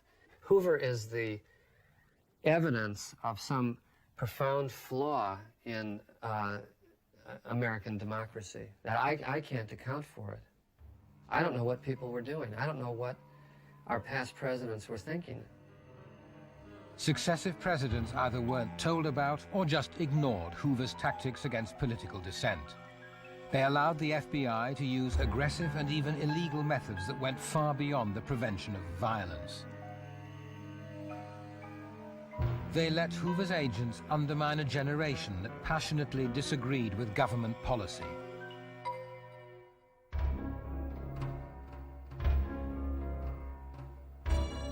In 1971, Hoover abruptly shut down much of his domestic counterintelligence program.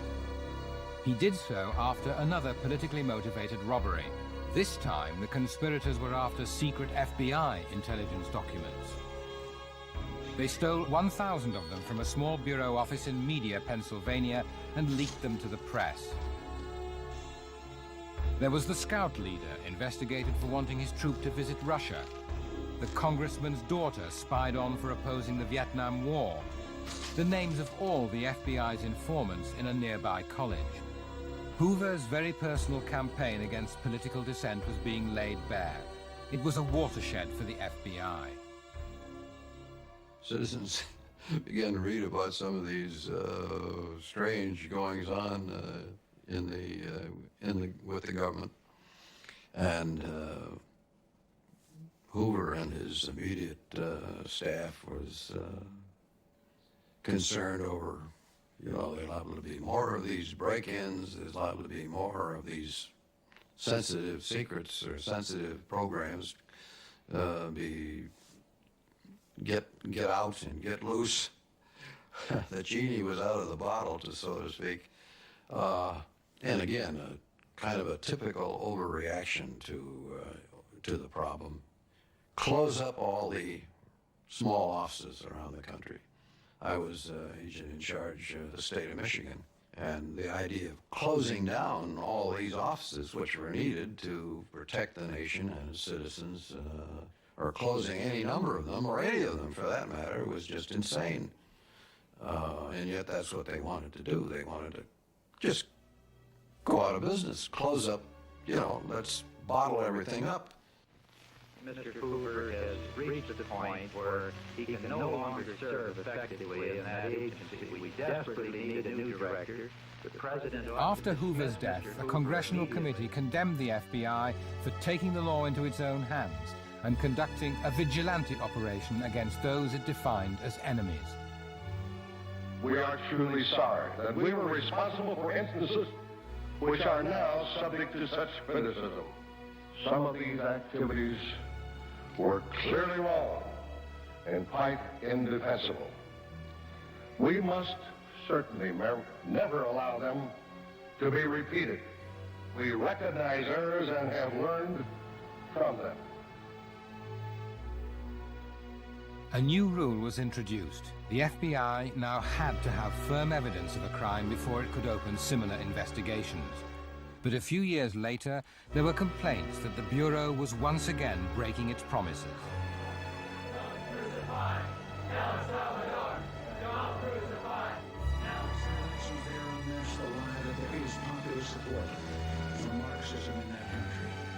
In the early 1980s, a group called CISPs began organizing protests against President Reagan's policies towards El Salvador. FBI agents and supervisors working on this particular matter believed, through an informant and some corroborating information, that there was a strong basis to believe that the Committee in Solidarity with the People of El Salvador, commonly called CISPs, was an organization that was not only advocating a change in U.S. policy, but was engaged in terrorist activity. The best way to neutralize a group was to infiltrate it. That there was no doubt that we needed to infiltrate CISPs. For that reason, the person of Gilberto Mendoza was created.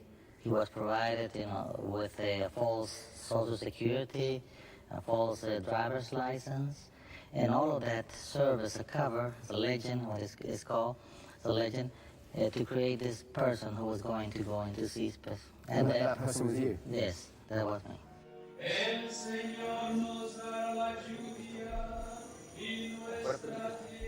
Borelli's target was a CISPs group run from a small Catholic church on the outskirts of Dallas. The organization had a broad membership that included lawyers, school teachers, and students. It was run by two nuns who organized demonstrations and speeches against the sending of American military aid to El Salvador. They first found out the FBI was spying on them when they read about it in a newspaper. That was a pretty dirty trick. It was a dirty trick. Yeah, it was a dirty trick. For one thing, we felt like, gosh, all the FBI has been spending all this time and energy on us. It was really kind of humorous almost. On the other hand, I think a lot of us were really very angry at the sense of the violation of our right to speak publicly, the violation of our rights to assemble freely. It was a crime in some sense what they were doing to us. Borelli claims he not only spied on them, but also took part in an aggressive campaign designed to undermine the effectiveness of CISPs as a protest group. He believes it was a campaign with echoes from an era that should have been dead and buried. The FBI took the decision to go with the investigation in a more, active way, harassing this individual by going to their landlords and telling them that they were associated with a terrorist organization, so they will be kicked out of their apartments. We started to intervene their mail, whenever possible, taking it out of mailboxes, and also whenever there was an opportunity, putting nails through the tire in their cars whenever they were meeting, harassing them, letting them know that they were under surveillance, and that this time we meant business. Did you do this, or did the agents tell you that they did this? They did some, I did some, because we were all, working, we were all involved in this. Borelli says he did all he could to confirm the FBI's suspicions about the group. He had every reason to. He was a right-wing El Salvadoran who opposed everything CISPs stood for. We were gathering information for the sake of gathering information, but we were not getting anywhere.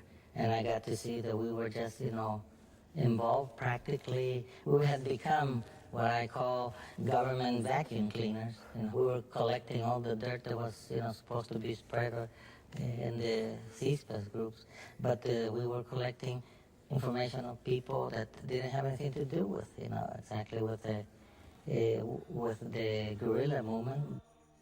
I did not find links at all between terrorists and people here working in the CSPS groups.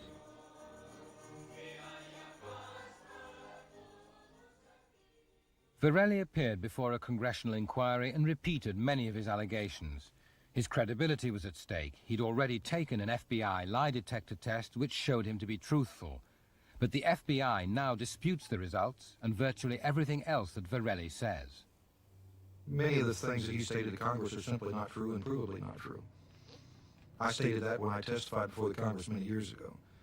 So Mr. Varelli's veracity, and one of the problems we had in the case was the fact that he proved to be a disseminator of false information. He had a personal agenda, and he proved to be an agent of disinformation.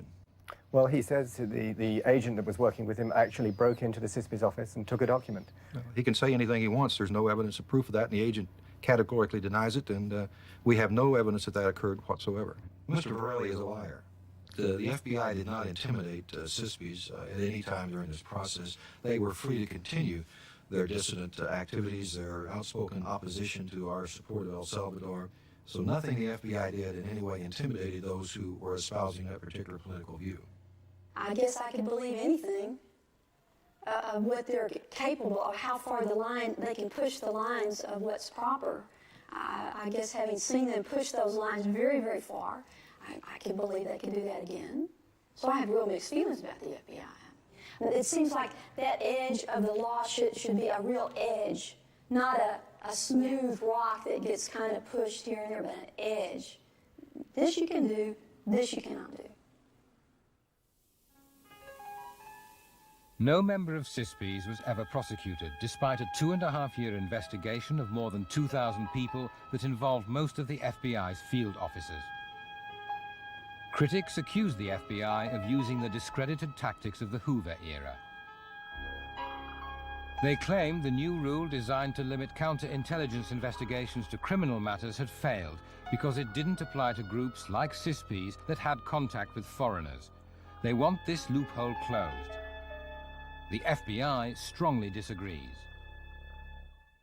I think that potentially we would have a number of crimes committed, including espionage and certainly terrorism, that we would not prevent by prevention, that we would not be able to detect before the act was committed. We would essentially be responding to the bomb after it had been detonated, not before. We've been very successful in the United States staying within the confines of our constitutional requirements and guarantees to prevent more acts of terrorism that have occurred in the United States. That has been somewhat unique in the Western world, that we have balanced the rights of the individuals against the needs of the state, the needs of the public, and have found that proper balance and have yet prevented more terrorism than has actually occurred. Whether the FBI has truly become a guardian of liberty is open to question. Individual freedoms are always threatened during periods of political upheaval. Without a tightening of the rules, history seems bound to repeat itself. There's one simple thing that needs to be done. Congress must pass a law telling the FBI that their only function is to investigate violations of federal criminal statutes. If that law is passed, we'll have the protection we need. But my realism tells me, in my life, that within 5 years after such a law is passed, some other congressperson will come along and try to repeal that law to let the FBI go back and do what it used to do. So I think the summary of my experience is that to protect freedom in your country, you have to exercise what I love from Jefferson. Eternal vigilance is the price of our freedom.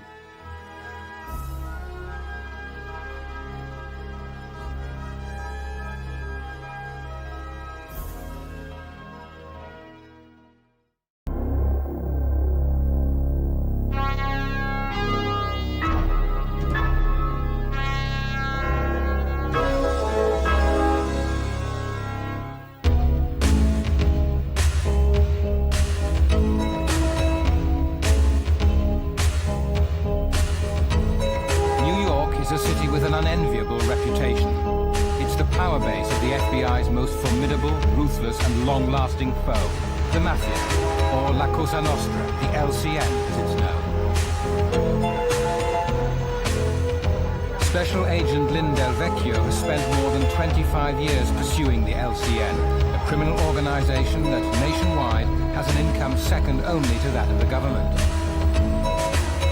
In his time, Del Vecchio's investigated all of the 5 mafia families in New York and does not pull his punches when it comes to the characters of the LCN godfathers. Carmine Persico, the boss of the Colombo family, is a short, vindictive, Napoleonic complex man. There's probably no more ruthless individual than Carmine Persico. The Bonanno family boss, Joseph Messino, is a portly, outwardly friendly individual, but does not hesitate to kill if it meant furthering his goals. John Gotti, the boss of the Gambino family, is a extremely well-dressed, very charismatic man who would kill you at the drop of a hat. Victor Musso, the boss of the Lucchese family, is a gruff, dangerous individual, almost to the point of being a wild beast, if you will. The boss of the Genovese family, Chin Gigante, is a long-time wise guy who has developed an act over the last 15, 20 years of being mentally deficient, which has saved him from going to jail.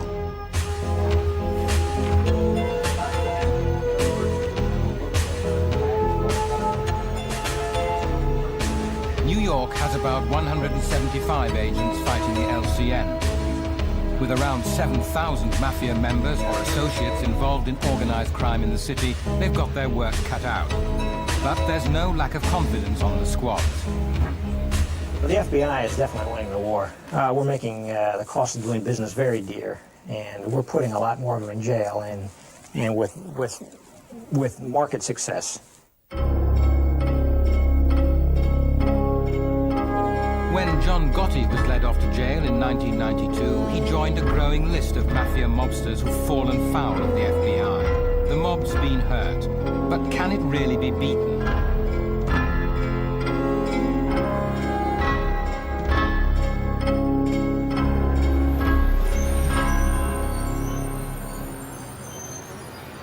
Most Americans don't realize the impact of organized crime on their daily lives. Good examples of that can be found right here at this table. The tablecloths and the napkins that are used by restaurants are controlled by organized crime in many of the big cities. They launder them and they deliver them to the restaurant. So too the beverages used by restaurants, wine, beer, are in the same fashion controlled by organized crime. Some of the more common sites you'll see are private carting companies coming in to pick up the refuse from a restaurant. All of those companies, virtually, are controlled in one way or another by elements of organized crime. To get any construction done in this city, or in any city, requires the use of labor unions. And the organized crime controls most of those unions, from laborers to carpenters to electricians. So that along every step of the way, kickbacks are given to organized crime. And the control of a union is something that gives organized crime one of its greatest sources of power, because they virtually control entire industries. La Cosa Nostra brings in billions and billions of dollars every year, and they continue to maintain this huge industry through extortion, through murder, and ultimately through the killing of their own.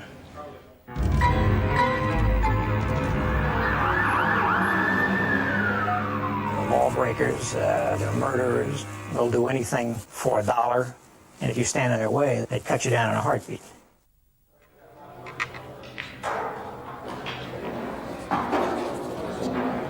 I think that's an interesting thing. This one piece will make 52 layers. Watch on mobile devices or the big screen, all for free. No subscription required. Download Veely now. The FBI has to take considerable risks to combat such a ruthless opponent, and the most high-risk technique of all is undercover work. Joe Pistone has managed to get closer to the LCN than any other FBI agent.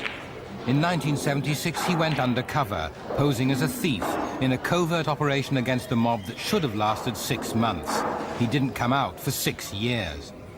The mafia was so fooled it even asked him to become a fully fledged member. For security, he's asked to be filmed only in profile. To be a good undercover agent, you have to have an individual who is assured of themselves and is secure in what they're doing and has confidence in their abilities to carry out the assignment. I grew up basically on the streets. I knew the LCN, I knew how they operated, so I didn't have to go through a learning process of being a mob guy. I have a little bit of an ego. I am self-confident in my abilities on the street, what I can do and what I can't do. Once I get into something, I like to see it through the end and finish it.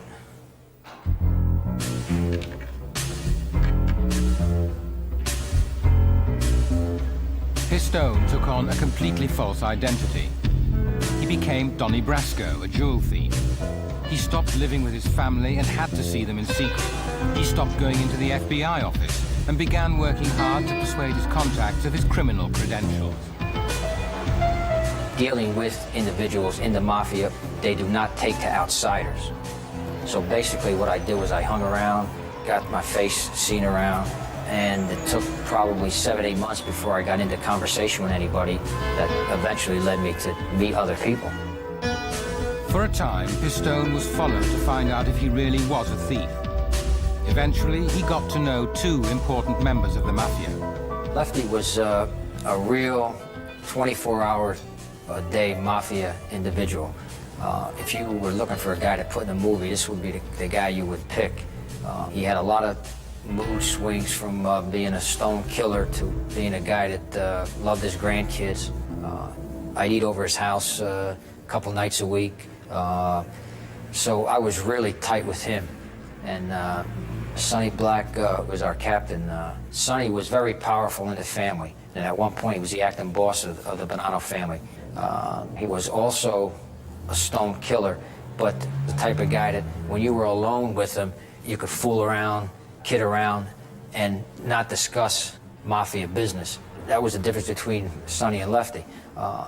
So it not only was with both these guys a relationship that was based on the illegal activities regarding the mafia, but it was a relationship that was based on the friendship and a social type relationship. Undercover agents, to be sure, are quite effective because they can go into court and testify.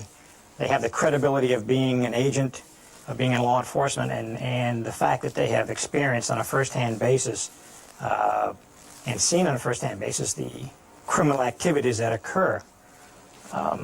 We don't use the undercover techniques often, only in selected cases, and there is a considerable amount of risk to any undercover operation. Keeping his real identity a secret for 6 years took deft footwork. Pistone had to watch out for chance meetings with anyone who knew who he really was. He had to communicate with his office without arousing the suspicions of his mafia contacts. He had to watch everything he said to make sure he didn't slip up. The conversation is basically how to make money. What scores are they going to do? How are they going to get over? And also, how are they going to stay in power, worrying about somebody else taking away their power base. And that's basically what the conversation is about. And then you handle all your businesses, illegal activities, whatever you're in.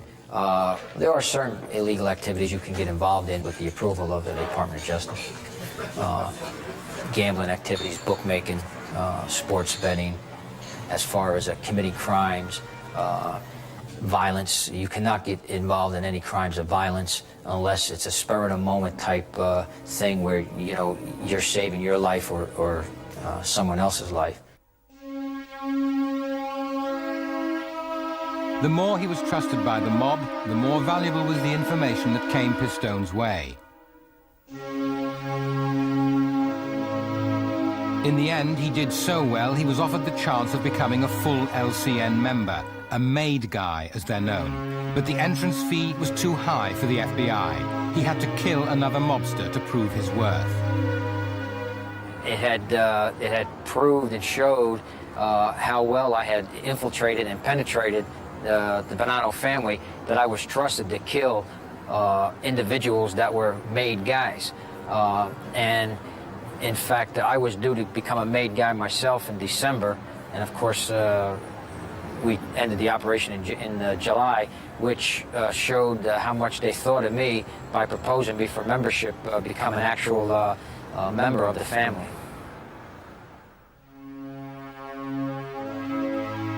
It took Sonny and Lefty 2 weeks to accept that the man they'd known for 6 years as Donnie Brasco was in fact an FBI agent. The LCN reacted quickly and predictably to this breach of mafia security. Sonny Black was killed 17 days after he was told that this was an FBI undercover operation. And Ruggiero was arrested the day he was due to get killed. The mafia was going to kill him because they had vouched for me and introduced me to other high-ranking members of the Bonanno family and also other families.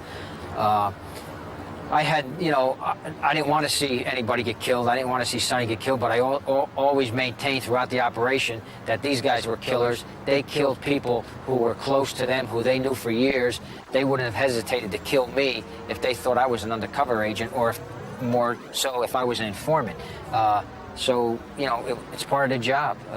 You live by the sword, you die by the sword. That's the attitude that I had to take to complete my job throughout the undercover operation. Since the operation ended, Pistone has had to live in hiding.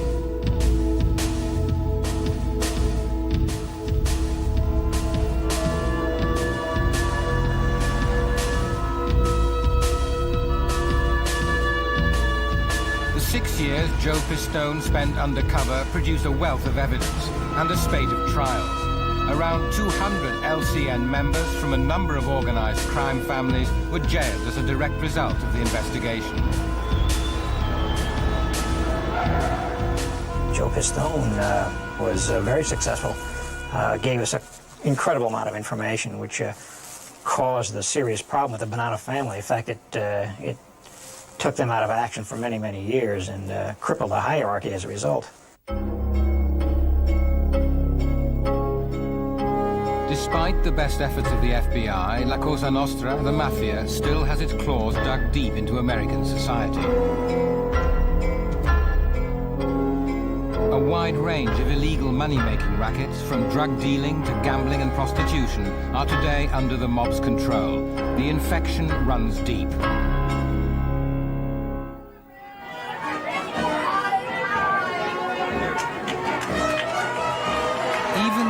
Celebration of Italian life in America, the San Gennaro Festival, is haunted by the spectre of organized crime. The festival fills the streets of Little Italy in New York each September. It commemorates the life of a bishop who died a martyr's death.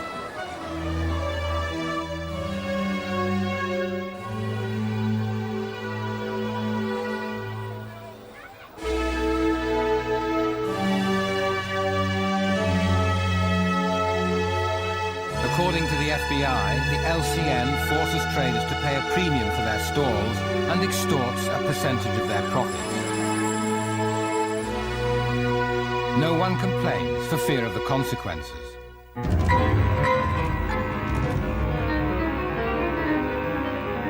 La Cosa Nostra has grown into a monster. For much of the time it was doing so, the FBI just ignored it. The LCN was in its infancy in 1924 when J. Edgar Hoover first became FBI director. For the next 30 years, he did nothing to prevent the rise of the most profitable crime organization in the country.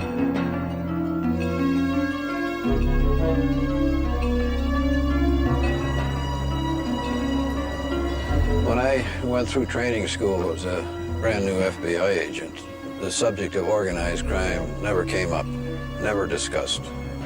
And of course, immediately upon arrival in the field, we became aware that organized crime was a large, comprehensive criminal enterprise. We didn't have an investigation of the leadership and all of the players involved. We dealt with it case by case as the need might come about. So we weren't approaching the problem realistically or practically or very effectively. Why Hoover was so slow off the mark is still a matter of fierce debate. There's speculation that he was a homosexual and was being blackmailed by the mob. Some say his overriding concern about communism blinded him to the dangers of the mafia. There's still no definitive answer. There was not, at that time, there were not federal laws that in any way empowered the FBI to get into this type of investigation, such as came along in later years. I acknowledge that if he had felt a real need to do that, he could have asked Congress to pass such legislation, but he didn't feel there was a need at that time. I don't give the lack of jurisdiction excuse any credibility whatsoever. The first federal anti-racketeering statute was on the books as early as 1934. If you're the FBI director and you're going to confront organized crime and do it very effectively and aggressively, as you should, you're going to be dealing with political figures who've been corrupted and who are part and parcel of this criminal enterprise. You're going to be stepping on a lot of political toes, and whether that was part of Mr. Hoover's thought processes or not, I have no way of knowing, but he was certainly perceptive enough to understand that, and he was very careful about not rocking a political boat. The FBI was after kidnappers, bank robbers, people who were stealing automobiles. We were after people who passed bad checks. These are things that you could see and that people could identify with. And when the FBI investigated them, they made arrests, and it helped to let the people know we were on the job. And it got publicity for the FBI. It helped the FBI's image. Bank robberies have been cut in half. Extortionists have been consistently apprehended, and other forms of federal offenses have been vigorously prosecuted. Organized crime would have been a long-time operation, similar to the investigation of the Communist Party. But the attitude in many parts of the country, well, they were just shooting each other up. If they want to do that, who cares? And there was somewhat of that attitude, and why get involved in it? So we didn't.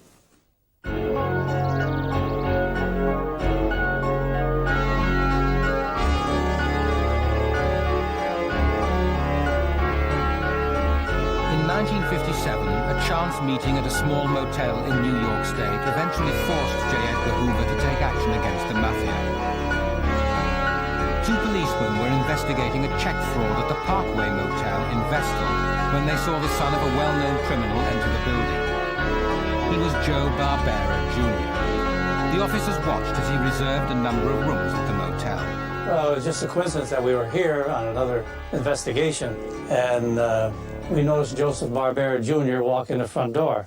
And we stepped out of sight because we know Joseph Barbera, and we know his father. His father had a criminal background.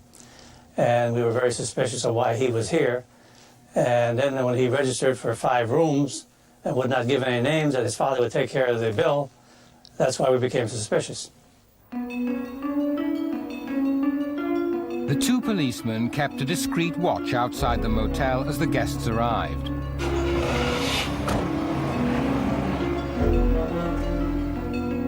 Joe Barbera Sr. had already served time for armed robbery. The police thought he was now running an illegal whiskey still. The next morning, they followed the guests up to his luxury home a few miles away near a small town called Appalachian.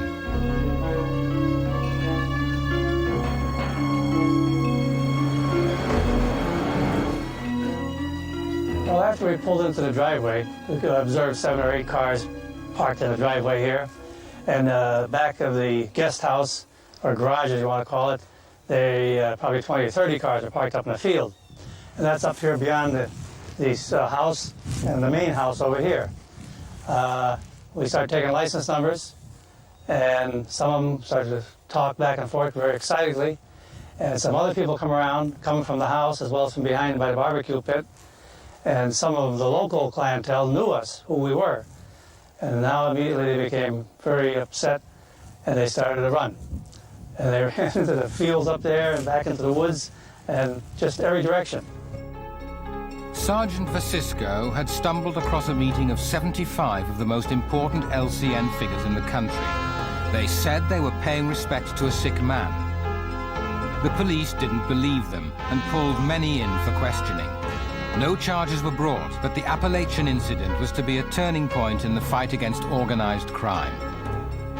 Well, these people were known to have long criminal records, and they're involved in all types of crime, criminal activity of the underworld, and they were all from the same type of background, and they came from all over the United States and as far away as Cuba to attend this meeting. So it had to be a very powerful meeting to get all these people together at one time in one place for have the discussions. So it's clear proof that there was a mafia. Absolutely. Absolutely. That wasn't what the boss of the local FBI office thought. He was a Hoover man through and through. Well, they didn't want to be bothered. They said they weren't going to come down and didn't appear. And then later, the agent in charge went public and said it was just a picnic and a barbecue at the Barbera home for his friends, that there was no such thing as a mafia. The press had a field day. For perhaps the first time since he took over the FBI, Hoover faced a public drubbing. Criticism of Mr. Hoover was not commonplace, and as a matter of fact, it was rare. But this editorial very rightfully and properly took him to task. It said, what has he done about organized crime? It's obviously a nationwide, organized business. The business of crime is well organized, the machinery is well oiled. How on earth has it grown to such an extent, and what has he done about it? And, of course, he had no answer. Hoover had to make up a lot of lost ground. He had little available information about the LCN. He needed raw intelligence fast, and he found it in Chicago, another city with a long and unsavory connection with organized crime. Public enemy number one, they don't come any bigger than Alphonse Capone. From the nothingness of a small-time... The city that gave birth to the notorious Al Capone had by the 60s spawned another blood-soaked outlaw. Sam Giancana probably was the guy that I had more disrespect for than any other mobster in the history of Chicago. He was just the worst kind of a thug. I've had at least 50 confrontations with Sam Giancana. He killed 13 people that we could document by his own hands. We just hated each other. Special Agent Bill Romer volunteered for a high-risk mission against his old enemy. He was a tough fighter for the FBI. Mr. Hoover felt that the two things that we should do was to develop informants inside the mob who could tell us about what they were doing, and the second thing was to put microphones inside the strategic headquarters and meeting places of the mob so that we could listen to their daily conversation and determine just exactly what all their plans were. Romer and 3 other agents were sent on a clandestine mission to bug Sam Giancana's headquarters. With Hoover's blessing, the 4 FBI agents became 4 FBI burglars. Break-ins were widely condemned when the Bureau used them against political activists, but no one's ever complained about Romer's team. We had heard that there was a guard inside with a shotgun, and he'd have every valid reason to shoot us as we came in, thinking that we were breaking and entering, or at least that would be his excuse for killing us. The other problem we had was that the police were guarding this place, and we were afraid that they would catch us, and if they did catch us, it was a situation with J. Edgar Hoover that he said that if we were caught, we were going to be considered rogue agents, and he was going to disown us, and we would lose our job, we would probably go to jail for breaking and entering, and all kinds of dire consequences would have taken place. Giancana held his meetings in a room at the back of a restaurant on the outskirts of the city. The agents had tricked a cleaner into giving them a key. In the dead of night, one Saturday in June 1961, they crept into the building to plant the microphone they hoped would lift the lid on the mafia. This was the headquarters of Sam Giancana when he was the boss of the Chicago mob in the 1960s. This is the place where he directed all his associates, where he brought them in and gave them orders and so forth. So we decided that we had to have a bug here, a hidden microphone here. So what we did, of course this machinery wasn't here and it was a different situation at the time, but we put a microphone down there in the baseboard, in the skirting board, and we were able to listen to all the affairs of the Chicago mob. We learned about their plans to murder. We learned about their plans to corrupt public officials. We learned for the first time all of the things that the mob did and how they did it and so forth. It was just invaluable. There's just no question that this was a real breakthrough in the investigation of organized crime. Hidden microphones in Chicago and elsewhere produced compelling evidence of the mafia's insidious influence. The Attorney General, Robert Kennedy, steered new anti-racketeering laws through Congress, giving Hoover tough new powers to deal with the mob. The whole structure of our investigations changed from investigations of individual acts or activities to a broad, pure intelligence-type investigation, such as you had in espionage matters, so that we singled out known members or suspected members of organized crime, and we did general investigations on them, attempt to develop all the information that we could on them to fit them into a crime. Electronic surveillance was not sufficient for the FBI. The Bureau also needed informers to give it enough detailed inside information to bring mobsters to justice. Persuading members of an organization ruled by fear and bloodshed to grass on their colleagues was not going to be easy. But it was a crucial task, as agents who worked against the mob in the 60s well knew. There's no way that you can make a meaningful case against any LCN family without the cooperation of confidential sources. That's almost the lifeblood of our intelligence gathering system. We can't do without them. You have to attack it from within. You have to reach into the organization and get a hold of somebody who really knows what's going on and can provide you with the right information. A good informant will tell you more in 5 minutes than you can find out on your own in 5 months, if you ever find out.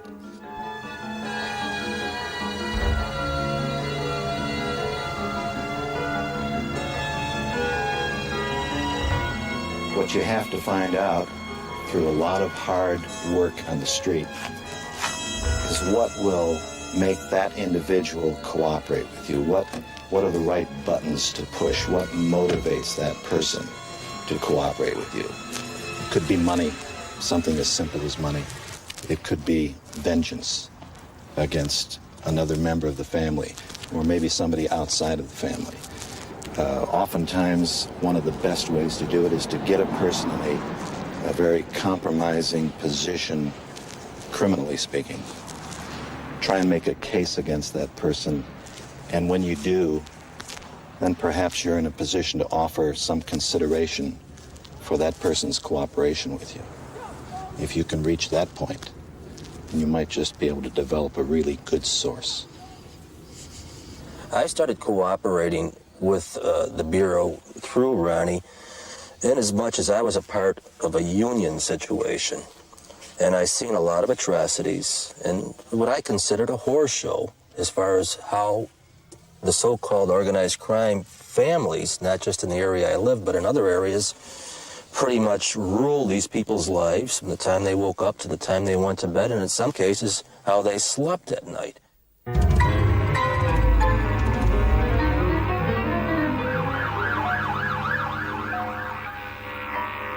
If I would have got caught, I wouldn't be here right now. And I'm sure if they found me right now, I may not be around much longer. But no, it's obviously very risky. You're dealing with some very dangerous people. He's been a provider of outstanding information. He's been an integral part in the Bureau's fight against labor racketeering. And from all accounts, it's been extremely beneficial.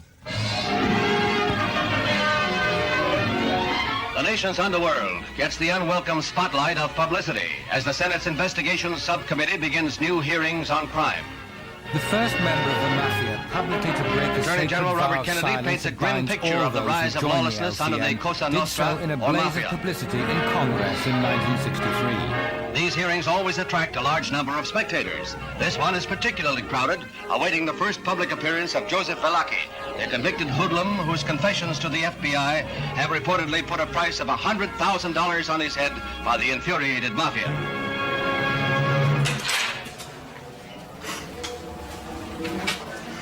Valachi was in jail when Special Agent Jim Flynn had gone to see him.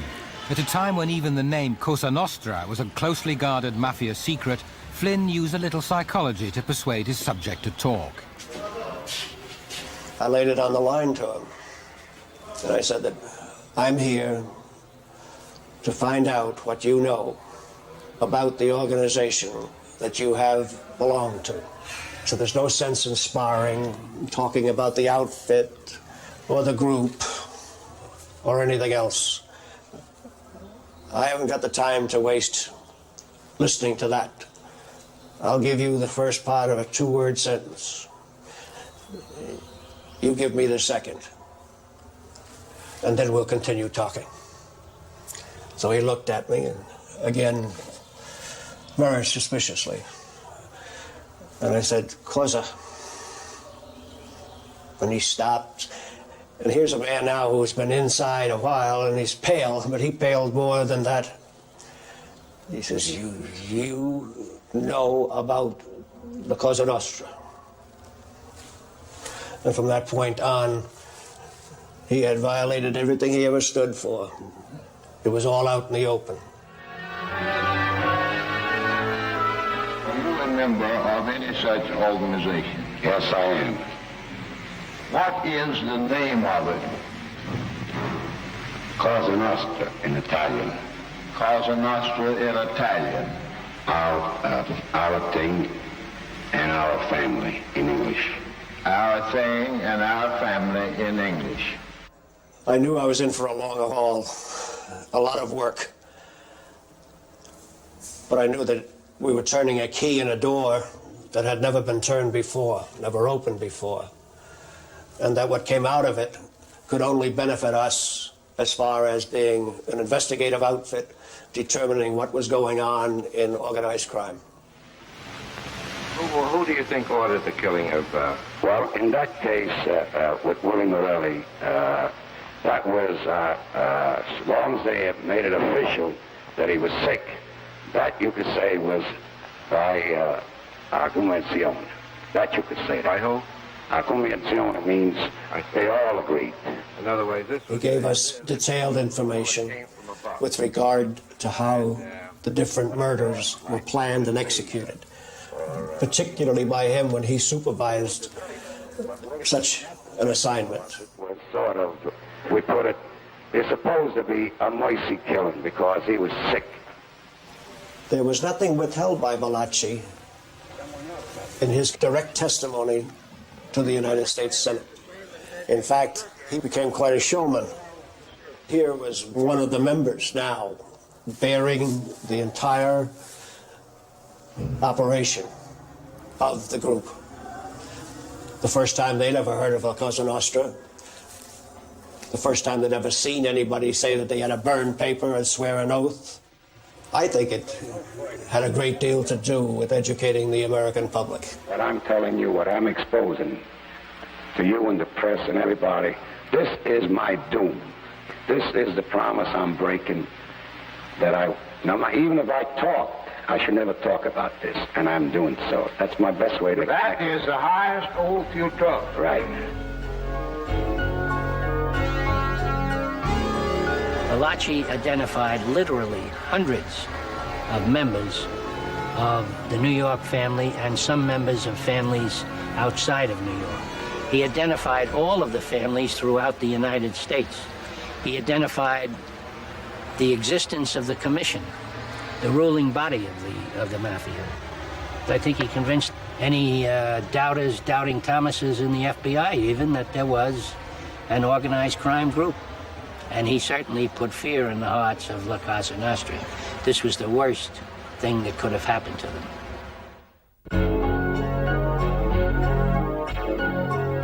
Joseph Valachi's testimony cast a powerful spotlight on the mafia. It wasn't long before it became a vote winner. Today we do want to serve notice on all syndicates of crime that victory will come. It will come through the joint efforts and the cooperation of all concerned Americans. It will come through a new partnership between federal and state and local governments. Together, we will match our determination with effective action, fairly taken, to rid our land of the menace of organized crime. 30 years after that tough presidential talk, and more than 20 after Hoover's death, the LCN is still a major criminal force. The mafia is like the mythical Hydra. As soon as one head is cut off, another grows in its place. We were jailing a lot of people, but we found that we weren't having any particular effect. It was kind of a promotional system because you would go to jail and the next member of organized crime would move up and take your place. And for them, it was a promotional opportunity.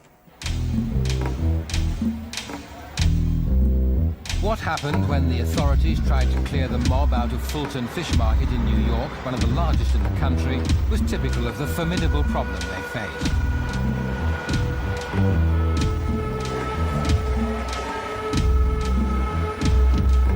$120 million worth of fish are traded at Fulton each year. It's big business, and 25% of it went straight into the LCN's coffers. The mob succeeded because it dominated the main trade union in the market, the Seafood Workers Union.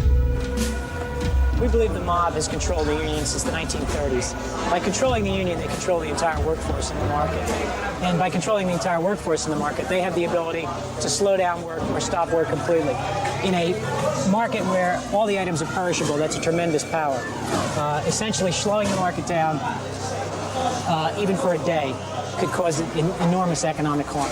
Therefore, by controlling the workforce, they can control everyone in the market.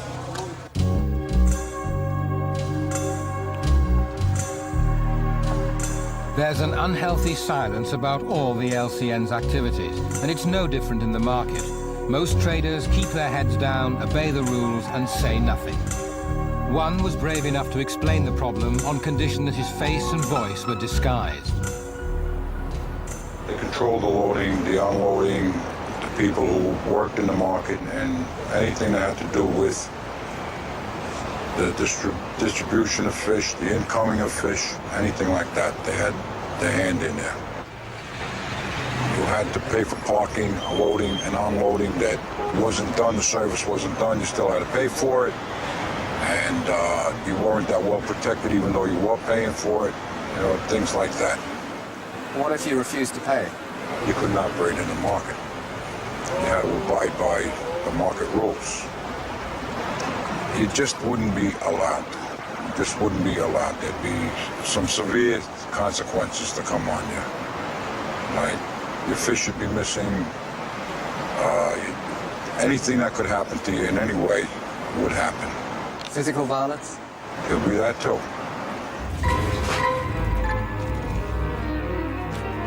The mafia uses selective violence to maintain control. A killing every now and again is sufficient to keep everyone in line.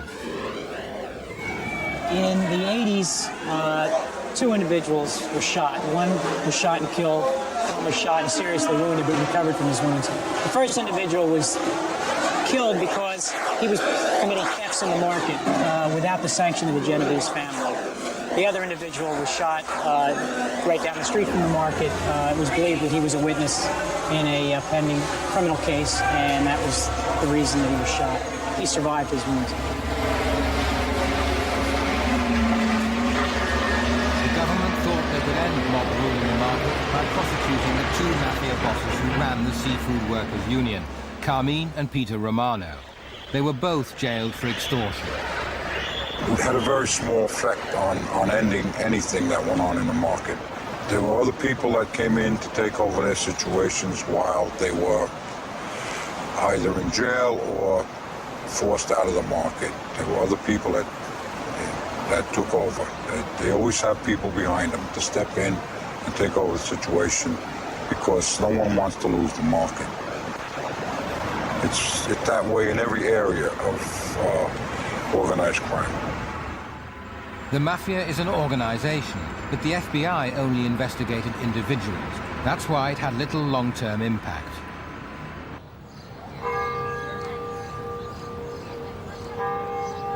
In 1979, agents found what they believed could be the solution. I will not tell you that the sun has set on the mob in this country. An but I will academic tell you called that Robert it is Blakey twilight. was giving lectures And about if an the government anti-racketeering law continues, that he'd helped to draft its 10 current, years before. vigorous effort to deal with organized crime. The It's known mob, as RICO. as I knew It hadn't been used when I against worked the for Robert LCN Kennedy in the because no one 1960s, realized its simply will not potential. be around. The heads of the 5 families in New York were indicted, tried, and convicted under RICO. And I'd like to introduce to you the agent who probably as much as anybody contributed to that prosecution. Mike? Thank you. Mike Ryman and 5 colleagues from the New York FBI office went to listen to Blakey's lectures. RICO was revolutionary. It would Well, allow I've got the some good FBI news to for you, and I've got some prosecute bad news individuals for you just today. for being The in good a news is criminal many of you have made organization your media and ban them debut from the today, businesses right? they'd corrupted. Well, the bad No news longer is would it be today, necessary today's to Wall prove Street they'd Journal, committed a specific General crime. Motors is dismissing Ryman 450 thought of their RICO law could be the answer they'd been looking So the for. job market is getting tough. In listening to the RICO lectures, we had sort of an awakening that in this theory of prosecution, in this theory of investigation, might hold the answers to give us the sort of tactical and strategic means by which we could accomplish our objectives, and that was to strike a crippling or killing blow to organized crime. It was a sharp break with the past. Traditional investigations are like Sherlock Holmes. You go from a known crime to an unknown criminal. RICO, because it focused on criminal organizations, the membership which you knew, you went from a known criminal to an unknown crime. And that's really the world upside down. It really was a shift in a paradigm. It was a shift that was so radical that many of the people who did it found out that they liked it. They really liked to do it. Instead of looking at individuals, you look at organizations. Instead of looking at single crimes, you look at patterns of diverse crime. That required a massive change in how investigators investigated it, how lawyers and prosecutors and defense counsel and judges conducted their trials, and ultimately in the kinds of sanctions. The FBI's organized crime fighters badly needed a new direction, but when senior managers were told about RICO, they dismissed the idea as impractical. For RICO to work, the Bureau needed a complete overhaul of its investigative approach. The bureaucracy didn't want to know. It was much easier to do things as they'd always been done. A traditional investigative behavior, the Hoover legacy, if you will, was a legacy of the individual agent working a lot of individual cases. We realized that in order to be effective against organized crime, using the RICO statute, we had to develop a teamwork approach. That meant changing that individualism to one of teamwork, sharing of information. The reaction that I got was, I can think of one typical boss in the office who, when told about the theory, this was very alien to him, and he made a comment to the effect that he didn't believe in intelligence work. He thought that working cases and locking people up was the name of the game. Naturally, he didn't prevail, and we did.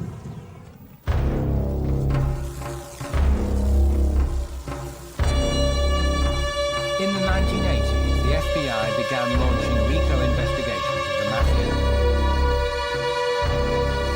They used the new law at Fulton Fish Market, opening a second investigation in the hope of cleaning out the LCN once and for all. The focus this time was the mob's meeting place, a restaurant opposite the market. We learned through our investigation that the person who was, we believe to be the Genovese figurehead in the market at the time, Vincent Romano, was meeting regularly inside of Carmine's Bar and Grill with various aspects of the Fulton Fish Market, representatives from all parts of the Fulton Fish Market. He also met outside on the corner right here with various members of the Fulton Fish Market. As a result, we decided to put in electronic surveillance devices inside Carmine's Grill and in the vicinity of this corner where we could pick up conversations occurring on that corner. We also placed CCTVs, closed-circuit televisions, viewing the market area, and we did physical surveillances as well. In addition, we put wiretaps on several telephones of individuals we targeted as having control over the Fulton Fish Market. In 1988, the FBI succeeded in having Vincent Romano and 3 other union officials banned from Fulton Fish Market. we immediately prevented them from the geographical area of the Fulton Fish Market at all. They were not allowed in the area, they were not allowed to do business in the area, which essentially, at least to those members of the Genovese crime family, paralyzed them from controlling the market. And you couldn't have done that before the RICO laws were introduced? No, we were unable to do that in the past. In the past, with a traditional criminal prosecution, you might be able to put an individual in jail, but as soon as he was released from jail, he could return to the place where he committed his crimes. In this case, he was banned, he or she is banned from that particular geographical area. Inspectors now keep the fish market under close watch to ensure that the court order is obeyed. I don't know if we can completely remove the LCN influence from the market. I think we've loosened their grip on the market. Some areas of the market now feel more free to conduct business legitimately without fear of reprisal. You will never remove all criminal activity from the market. RICO was essential. Without RICO, we would have had to do individual prosecutions of individual offenses such as individual extortion, individual thefts. You get one or two people, usually the lower level perpetrators of those crimes. With RICO, you can target the upper echelons of organized crime and remove them completely from the area.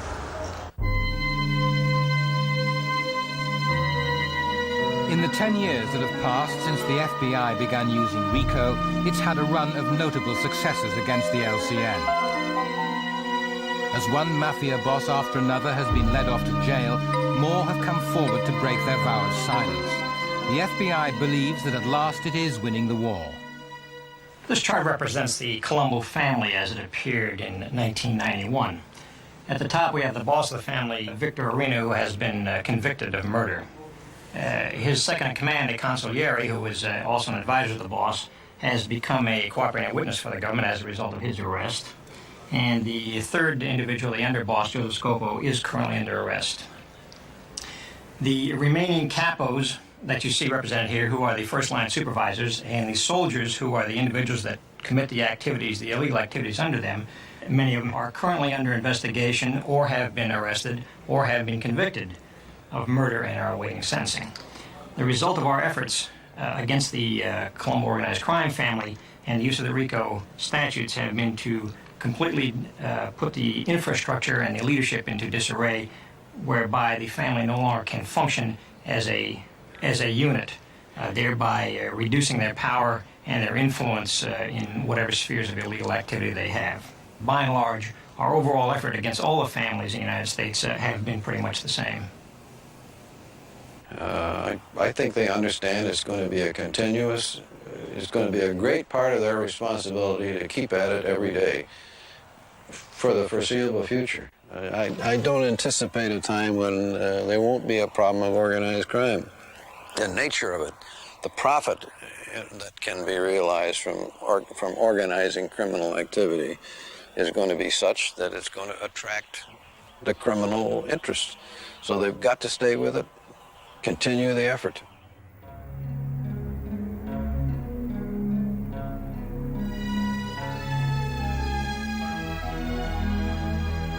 The FBI has learnt the hard way that it's only by staying one step ahead that it stands a chance of success against the mafia.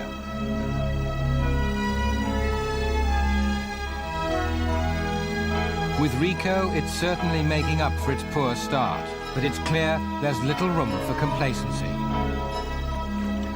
A lot of people feel that organized crime is going through its death throes, and its demise is readily available. I believe that they have mutated enough, changed enough, and adapted to the future that it is going to take a while. But they are deadly afraid of what's taking place with the Bureau, and now that they have a Bureau that is really after them. As long as the mob provides the American public with things they want, maybe they shouldn't have them, but things they want, then those people are going to give the mob the money in return for those commodities. That's the real problem. So you're fighting an uphill battle? It always has been.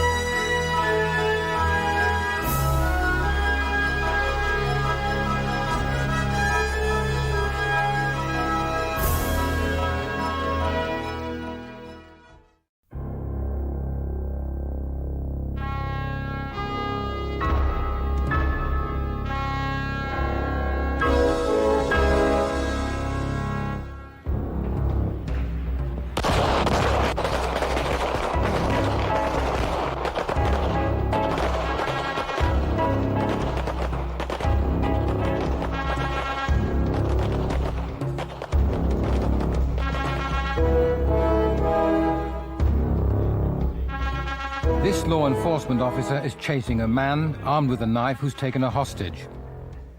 A second man carrying a gun is believed to be with him. This is just a training exercise, but it's very close to reality. A powerful computer instantaneously alters the image on the screen in line with the students' responses. From basic training to the most sophisticated of investigations, computers are transforming the way the FBI works.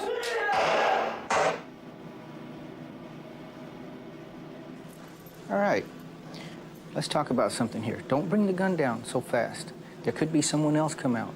So make sure the gun stays up until you're sure that the threat has already gone. To keep one step ahead of today's increasingly sophisticated criminals, the FBI has invested heavily in new technology. It's also using tough new laws and aggressive undercover techniques. The Bureau is right at the forefront of criminal detective work, but has it miscalculated the real cost of these innovations? We do have a serious crime problem, but I think that we need to recognize we also have some very treasured personal liberties. And I think they need to be careful that they recognize that the war on crime is not so important that we ought to forget about those principles that we've all revered for many, many years in this country.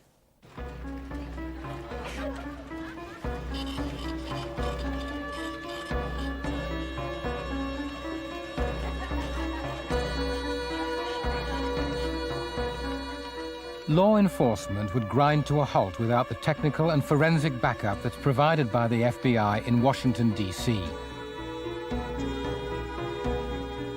More than 600 experts assess evidence from crime scenes across the nation. They are the backbone of the Bureau's reputation for excellence. It's a huge operation. 35,000 fingerprints are processed every day. Nearly 250,000 items examined each year. Without the microchip, this workload would be all but impossible. The FBI's computer system is the size of a football field. We have approximately 2.5 million inquiries a day, and the FBI would be nowhere close to being as effective as it is now without state-of-the-art computer technology. We operated for many years with hundreds of thousands and millions of 3x5 index cards stored in various field offices without any central access.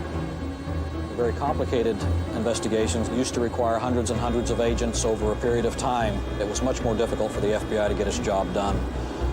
These days, this computer power makes it possible for us to make these cases by pouring through the voluminous data and also make a lot of connections that we would have not normally made by using just sheer manpower itself.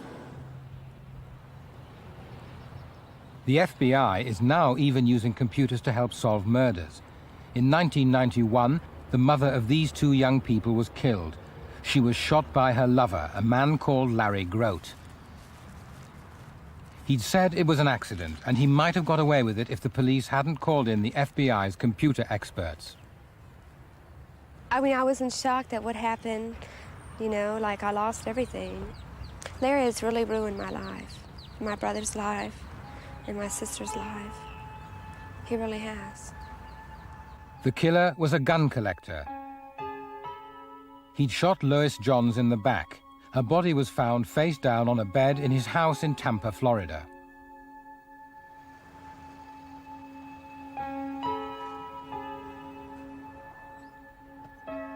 A detective from the Tampa force was called in to investigate. When we first met with him, he said he had been trying to load a gun similar to this one and had pulled the slide back like this, and when he let it forward, the gun discharged, and he didn't have any idea why it did. It was an accident. He didn't intend to shoot Ms. Johns. Did you believe him? At that point, I didn't have any reason not to believe him, but subsequently, physical evidence we found in the bedroom would indicate that he was not telling us the truth. Grote said he'd been standing to one side of the bed when the gun went off, but the detective noticed that the lethal bullet had also passed through the mattress. A pointer indicated that the shot must have been fired from directly above the victim. The problem was demonstrating in court where her position was in relationship to where the hole was through the bed, because she had been moved after she was shot. So we didn't have photographs of her exact position, so we needed to have some kind of a display putting her back in the position she was at when she was shot in relation to the bed. Detective King asked the FBI to help. He thought the only way of convincing the jury was to recreate on a computer what had really happened that night. To tell them the facts of what had transpired would be very difficult for the jury to understand. We have learned in the past that a picture basically speaks 1,000 words. So knowing that, the first thing I did was have the shooter get up on the bed, walks across. As he climbs up behind the victim, he then fires the shot. We noticed that one of the problems we had was the bullet path that went through the woman's body did not line up with the bullet path that went through the mattress. By rotating her body to match the two bullet paths, told us, one, she was awake, and two, she was pushing herself up off of the bed. This told us basically that the shooter was directly above her at the time the shot was fired. The technology is fantastic. The ability to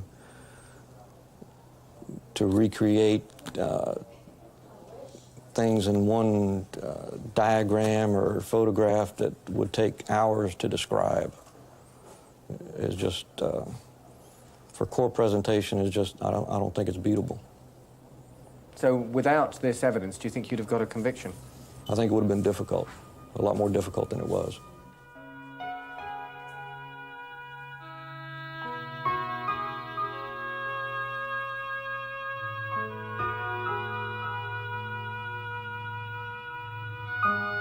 Larry Grote is now serving a 22-year prison sentence.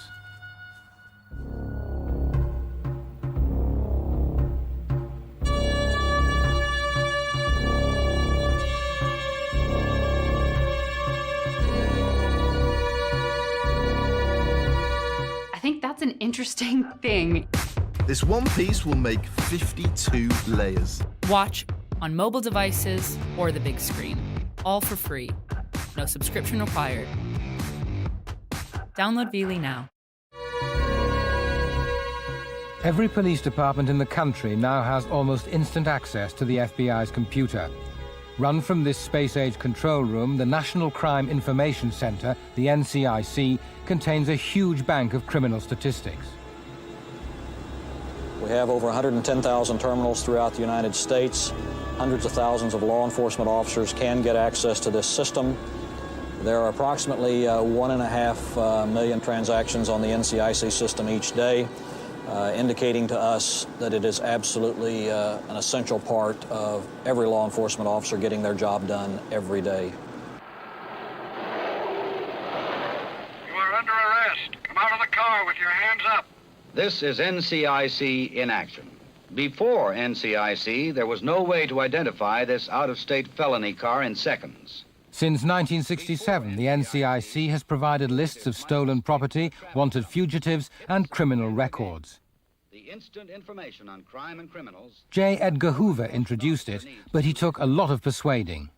Mr. Hoover had a great disbelief in it. He felt that it might be a considerable waste of money. But we argued the point, and he finally indicated, okay, we'll give it a try out, but if it doesn't work, it's going to come out of Deloach's pay. And I was willing to risk that. So it was tried, and it did. It was a great boon to law enforcement. It became so good that Mr. Hoover immediately picked up on it and started, telling his associates and started broadcasting the speeches and so on, and eventually it became his idea, which was fine because it was great, and he pushed it, he supported it. And today it's a great boon to law enforcement, a great help to them.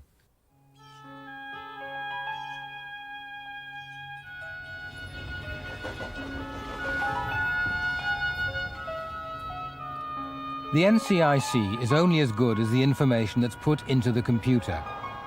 Terry Dean Rogan is a law-abiding citizen, but the NCIC had him down as an outlaw, wanted for murder and robbery just because he'd lost his wallet.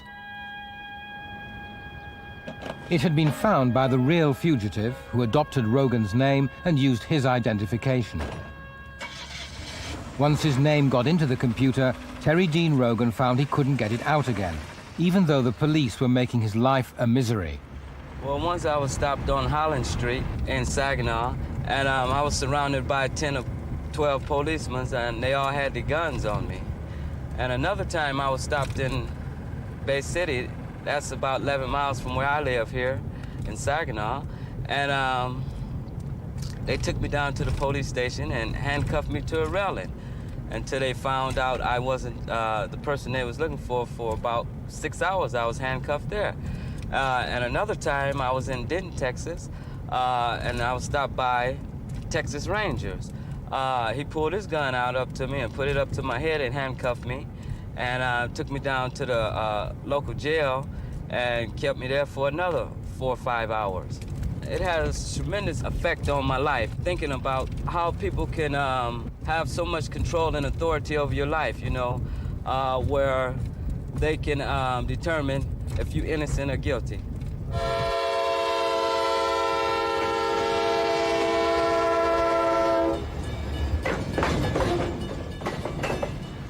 I went to the FBI because I was fearful of my freedom. And I talked to an FBI agent down there, and I told him the situation. And he checked his computer, and he said, yeah, you're right. I said, well, what can you do about this here? He said, well, I can't do nothing about this until this guy is caught.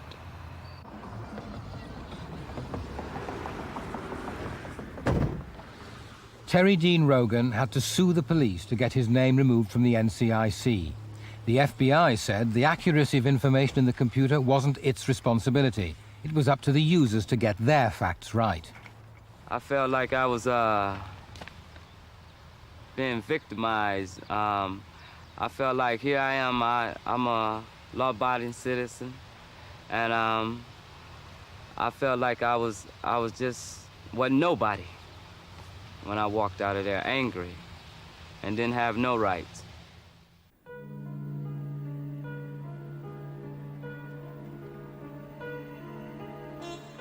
The system has been changed to prevent another case like Terry Dean Rogan's, but mistakes do still happen, and the FBI's handling of the Rogan case left much to be desired. If the experts cannot yet rule out honest mistakes, what can they do about dishonest users? How safe is the sensitive information in the NCIC from prying eyes? The FBI itself authorizes individually every organization in the United States that has a right to this by reviewing the appropriate laws and regulations. And without the FBI approving in advance, no agency has access. And then after that, you have various other levels of security that have to do with the people, passwords, identification, and so forth. So how difficult would you say it is to, if you like, crack the system if you're crooked and you want to get information illegally? We don't believe the NCIC system has ever been cracked. We have no evidence of it, and we look for that a lot.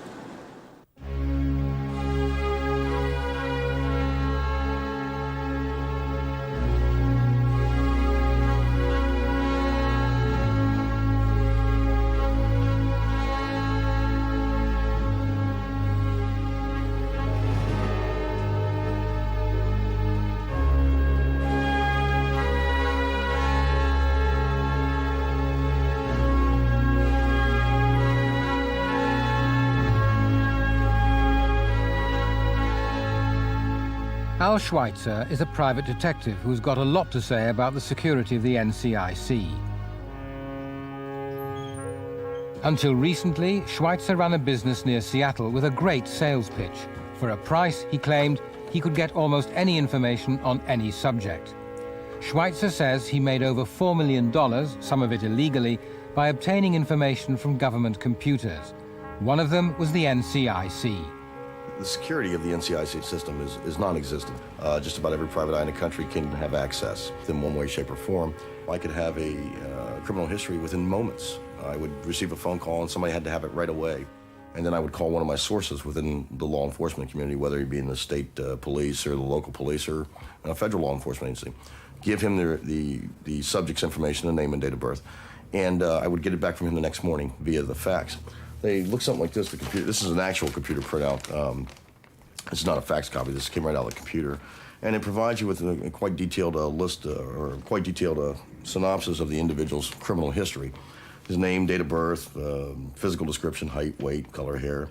It's got his FBI number, any aliases that he may use, the fingerprint codes, his social security number, and then it goes into the details of his arrest record. For instance, in 1977, he was arrested for drunk driving on the highway, and then it tells the disposition of that. He pled guilty to that. It's very detailed. It could be your entire criminal history, whether you've been arrested 30 years ago or 20 years ago. Sometimes they are not entirely accurate. They don't always tell you the disposition or the outcome of the arrest. But for the most part, it's the best system there is. All Schweitzer needed to crack the NCIC was a fax, a phone, and a few friends in high places. The FBI may have prevented outsiders from getting into the system, but it hasn't taken enough notice of the insiders who've been getting the information out.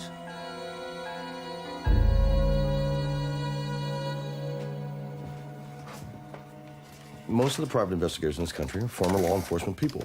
That gives you a membership card into the Old Boy Network. As long as old boys and old buddies and old colleagues handle the information, that makes access available to everybody else here in the private sector. So these were people who are acting against the law within the police force or the FBI, giving this information? Correct. What motivates them to do that? Money. Money. There's three kinds of sources. There's the one that'll do it because he owes you a favor, one that does it because he's your friend and is helping you out, and then the guy who does it for money. All my people did it for money. And what did you pay them? Anywhere from $30 a piece to a high of $50 a piece for rap sheets. If I wanted more difficult to obtain information, which in other systems it may be somewhat more. The most sensitive information in the FBI is in the computers that agents use themselves. If the NCIC has been broken into, how secure is this system? The internal FBI computer system has in many cases as much security as the highest secrets that the government has. Much of this information is extremely sensitive, has impacts on national security, international implications, as well as very, very confidential sources. And in order to ensure the effectiveness of the FBI and continue to be able to have that kind of information to do our job, it's essential that we provide this protection. Once you become a member of the clique here and a trusted member, everything is accessible in one way, shape, or form. You may not be able to get the actual documents, or maybe you can, but you can get the information. The information can be had. And obviously, the more sensitive the investigation, if we're talking about intelligence matters or that type of domestic intelligence, they're going to be a little bit more difficult, but they too can be had. Have you ever had information out of the internal system? Sure, the organized crime intelligence system and many other documents, yes. Schweitzer was eventually caught. Earlier this year, he was sentenced to 4 years probation.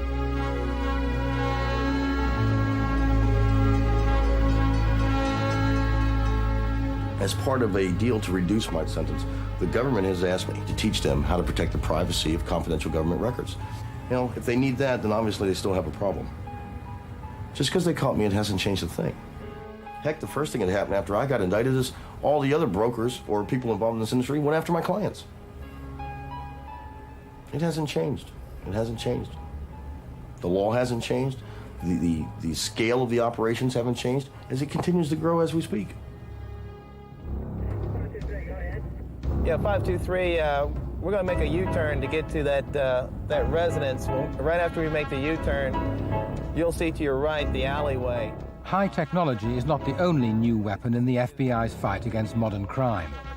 The Bureau has also transformed its investigative approach, as shown by the way it's tackling white-collar crime.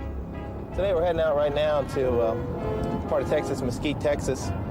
We have a subject who worked for a corporation in Dallas as a bookkeeper, and over a course of approximately 2 years, she embezzled $1.6 million. Our first stop will be out at her residence.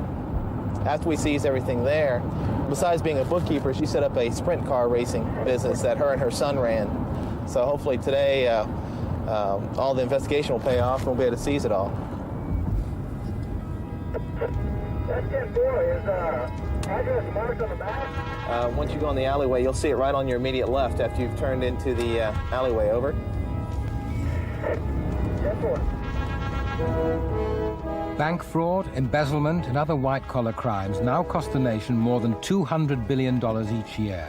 It's a crippling drain on the economy and one of the FBI's major concerns. The subject of this raid made a fortune by forging signatures on company checks.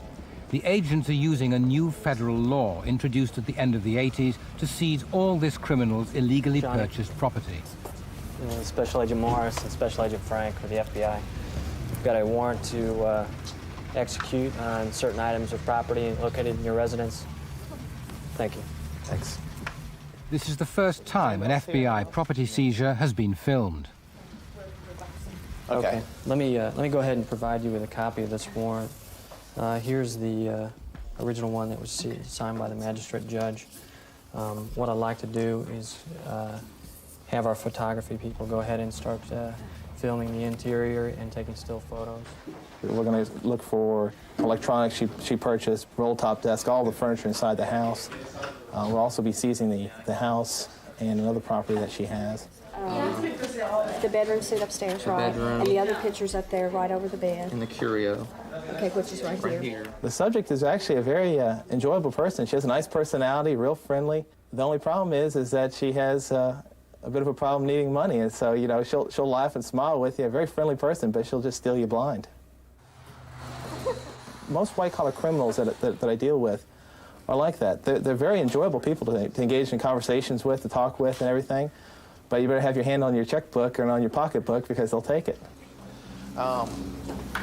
We're going to be back out here at some point in time. Last year, agents recovered about $3 billion worth of forged or embezzled assets.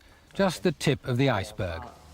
What will happen is on the houses and the property, what we'll go ahead and do following this is the Assistant United States Attorney will go ahead and file a complaint for him against your property that we've identified as being bought. What are you checking for, Mike? Checking for any kind of contraband weapons. Make sure personal effects, make sure everything's out of here. We'll be taking this car. The government will be seizing it. It'll become a government vehicle or be returned to the victim. What's it worth, yeah? It's purchased for about $22,000. It's a 93, you know, I only know what the market will bring. It'll probably bring about $15,000 in the open market. So that's what the victim or the government will get for it. White-collar crime is very profitable. A white-collar criminal will steal approximately 10 times more than a violent crimes criminal will. The smallest amount has been about $25,000. I'm working a case right now for $300 million. They make big dollars. She has really enjoyed it. It's been like the lifestyle of the rich and famous. She built a huge house, furnished it completely. All of her neighbors were really amazed at where she was getting the money to put everything in there. I don't think that in her mind she has accepted the fact that she stole $1.6 million. She looked at it as a way to make a living. She thought, I think in her mind, that she thought this was owed to her. This money was owed to her in some fashion. That, you know, that this company should pay her let her steal $1.6 million. So no, she hasn't, in her mind, or to us at least, said, you know, yes, I'm guilty and I'm sorry.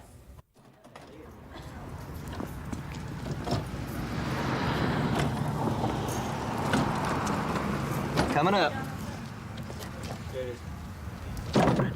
We're taking most of the living furniture, the subject's bedroom furniture.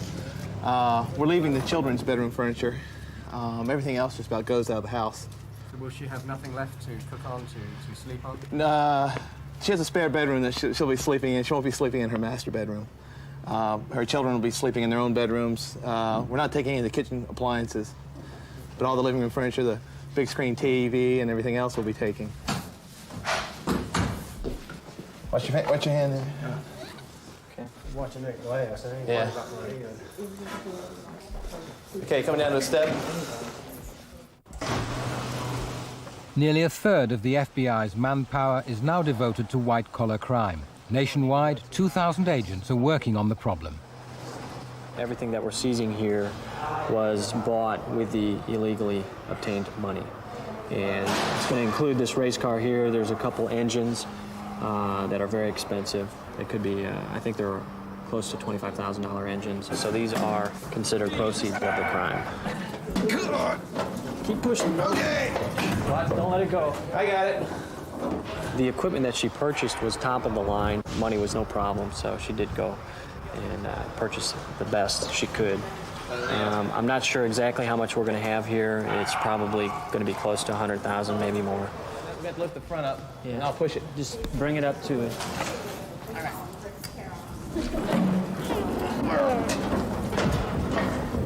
Jeez.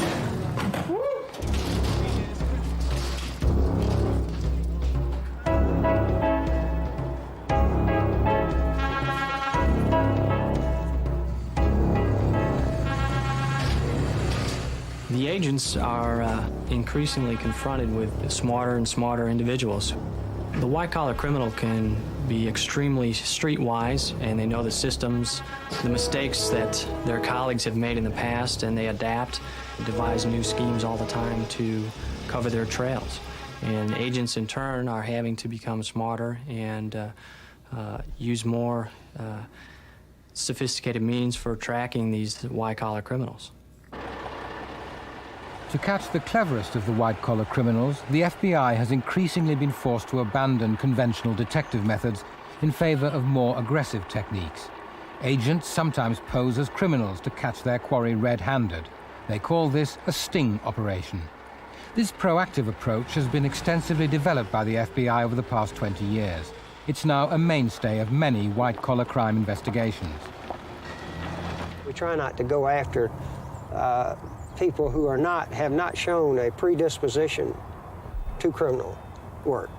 And we try not to entice a person to commit a crime, in other words. So, but you do have to rely on informants, and sometimes informants make mistakes, just like we do. But we try to back it up by checking to make sure that that person is, in fact, a criminal. Gentlemen, we're going to talk about today an undercover proposal. It's a renewal on an undercover operation that we have ongoing. Strict guidelines now govern all FBI sting operations. Each one is carefully reviewed to prevent errors which in the past led to the targeting of innocent people. Agents call this problem entrapment. Has that been a problem? No, boss, that's not been a problem. As a matter of fact, I've read this proposal, and to me, it addresses the entrapment issue fairly well. We only act in concert with these guys, that they're presently engaged in ongoing criminal activity, and so long as our undercover operation solely provides them a method or an access, we won't have a problem with any entrapment. Do you approve of every buy? Well, the undercover agents are and the case agents are very experienced, so they pretty much run the scenario by one another and everything before they do anything, and then they run it by me. But quite frankly, I don't think I've ever been presented with a scenario that I've ever turned down because of their experience level. You have the opportunity to pull in people who have expertise in a number of areas. We actually hear the proposal from the agent that's going to investigate it. We talk to the supervisor. We explore the legal aspects of it. And a number of occasions we come up with a better idea, or perhaps something that we missed that would make this a better operation. The FBI, in my opinion, does a very effective job of monitoring itself, and you do that effectively by learning from your mistakes. Yeah, looks real clean. Good. Nice job, John. Good job. Good. That's it.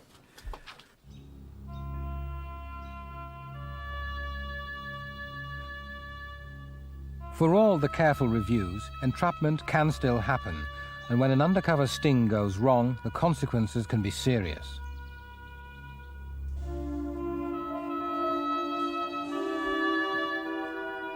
Michael Pardue was a university student in Fayetteville, Arkansas, when he became the subject of a sting operation. The FBI thought he was part of a conspiracy to murder 2 people, and in 1990 launched a covert operation to catch the culprits. But when the case came to court, the judge felt an undercover agent had entrapped an innocent man. I thought that it was simply not fair the way the FBI handled this case. I thought that young Michael, as I believe the evidence shows, was dragged into something, was not allowed to turn loose, when I think there was some evidence that Michael wanted to turn loose. I think in this case, they overstepped the bounds of good sense.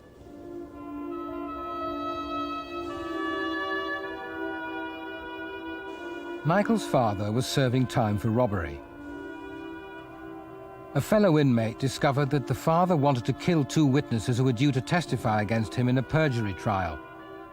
The inmate told the FBI, and it sent in an agent posing as a hitman. The agent approached Michael and his father in the prison visiting room and asked Michael to come outside to talk about the plan. He wanted a down payment, and Michael's father asked his son to give him some money. I just thought that he was just scamming my dad for the money. I really didn't think that it was a murder for hire scheme. I thought that it was just him trying to scam my dad out of some money. And that if I went out and gave him the money, then I would have upheld what I had told my dad that I would do, and no one would be hurt. Would he have been upset if you hadn't have done it? Yeah. He would, I think it would have put him in a greater state of depression than what I'd seen him in the months since he'd been in prison.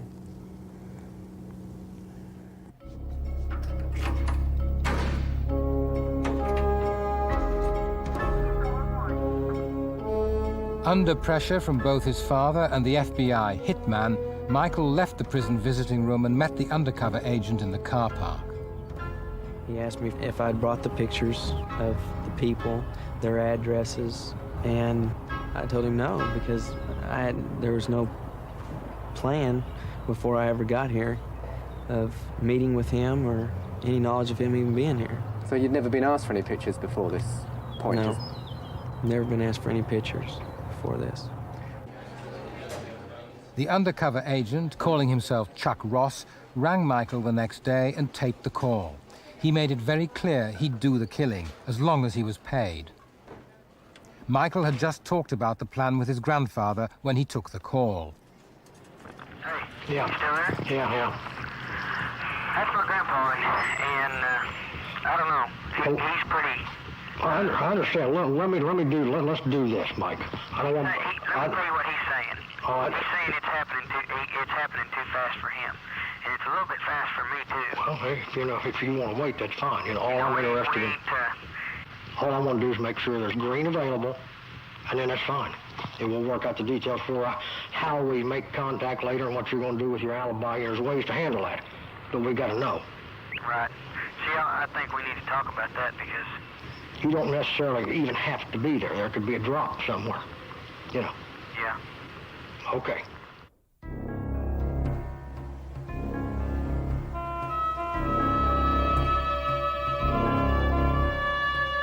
Chuck Ross, the undercover agent, asked Michael to meet him that night in a restaurant on the outskirts of Fayetteville.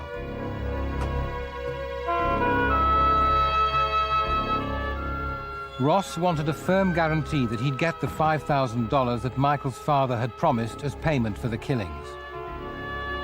He was very persistent, and I guess you could say even as far as aggressive. He had told me when we were sitting in the restaurant that there were going to be some friends of his coming down to help him do this thing, and they'd been going to drive a long ways, and that they wouldn't be happy when nothing was going to happen. They would be wanting to kill me, or they're going to be wanting to kill somebody. If you didn't come up with the money, you mean? Yes, and this thing didn't go through, and the killings didn't happen.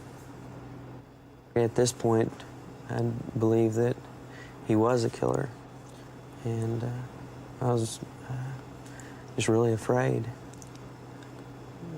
especially when he started saying that, you know, there'd be more people. I mean, I already felt like I was dealing with a killer, and to think that there were more on the way was even more terrifying.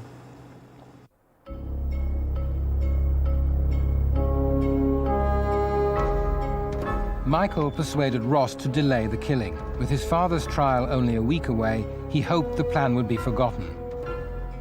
In July 1990, Michael's father pleaded guilty to perjury.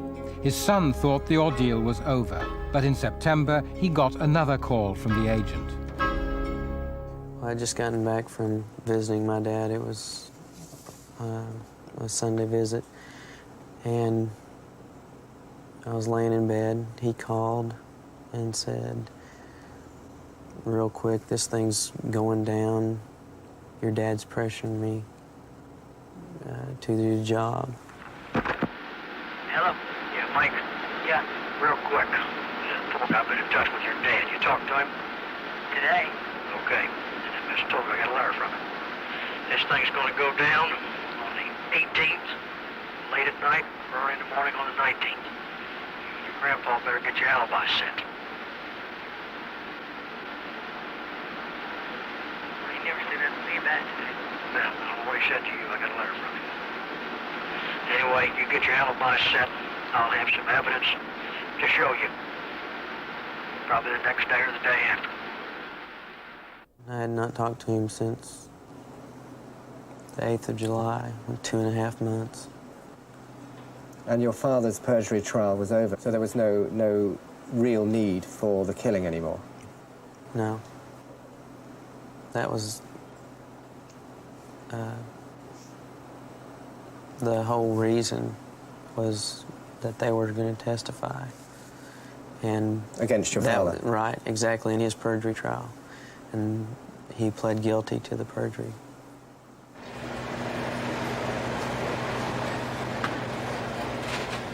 Four days later, on September the 20th, Chuck Ross telephoned him again. Michael was at home. It was 20 to 7 in the morning. Hello? Yeah, Mike. Yeah? This is Chuck. The deal's done. I'm worn out. I need to get some proofs. I need to let you look at, and then I need to get out of here. I'll be down at Shoney's at 5 o'clock tonight. Same place we met. Okay. Well, Chuck, I was going to tell you that I didn't want to meet with you, but I guess it's too late now. Well, I got to show you some proof. I want to get my money. The agreement is the money's mailed to a post office box. Once you look at some proof, that's all I want to do is show it to you, and I'm out of here.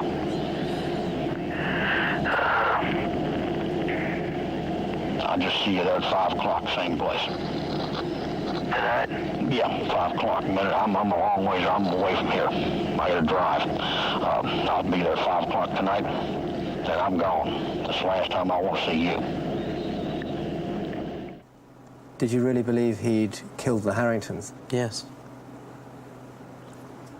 What effect did that have on you? It just made me very sick. I got up, was vomiting, and was just really sickened by it. The phone call.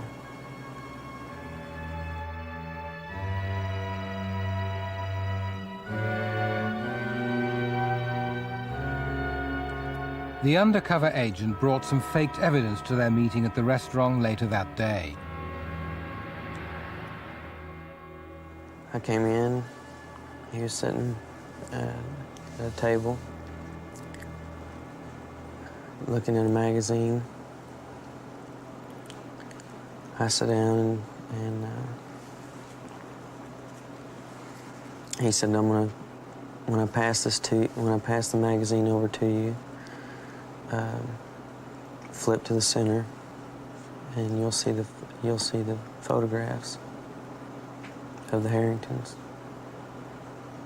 And what did you see when you looked? I believe there was 3 pictures of Bob and Janice Harrington laying on the ground with their hands duct taped behind their back and their mouths duct taped. With gunshot wounds to the head and the neck, I believe, and blood all over their faces and their necks.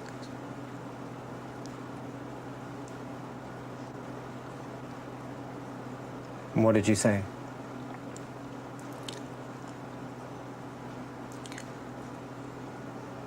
I really didn't know what to say. I was trying to look for some evidence from the photographs that maybe this hadn't really happened.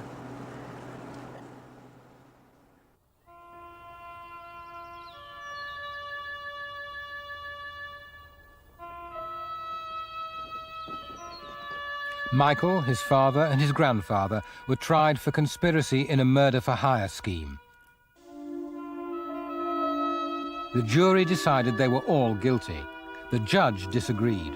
Michael's father, he thought, was the only culprit. The judge had spent long hours listening to the surveillance tapes, and he overruled the verdicts on Michael and his grandfather. It was a highly unusual step, taken, he wrote in his decision, because the FBI undercover agent had behaved outrageously. It was a question of justice. It was a question of fair play. This young man had almost nothing to do with this other than to do what he was told to do by Ross after a certain point in the whole affair anyway. He was pulled along. He was not part of, he was not one of the planners, at least, of anything, ever. His role instead was to, unfortunately, go out on the parking lot, deliver the money, and then do from that point on what Chuck Ross directed him to do, usually at very odd hours of the night, under settings that, and circumstances that would cause any 20-year-old kid to be concerned about what would happen to him if he didn't carry out this vicious hitman's every direction. Well, my grandpa says he don't want to talk to each other. He's afraid to cut this stuff.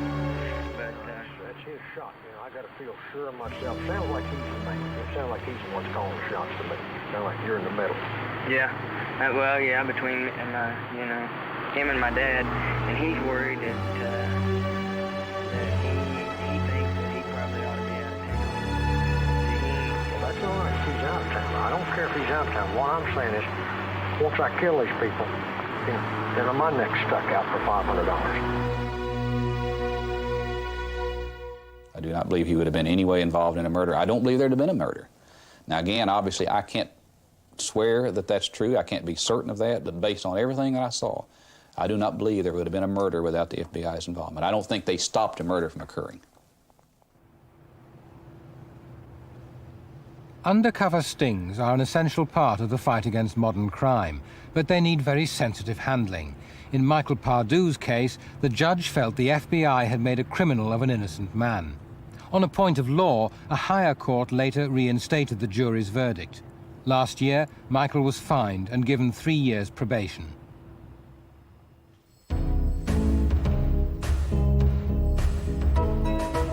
The FBI was not willing to discuss Michael Pardew's case on this program.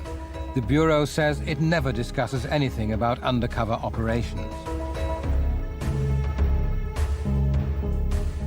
The Pardew case is clearly an embarrassment to an organization that prides itself on the highest standards and getting it right.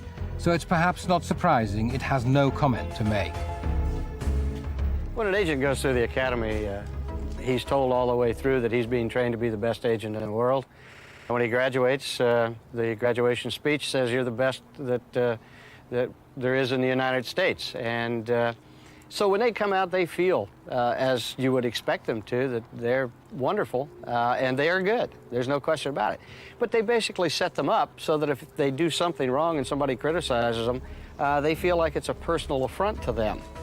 And I think that that probably happens at the Bureau. They've been held at the top and in high esteem for as long as they've been around, and it hurts.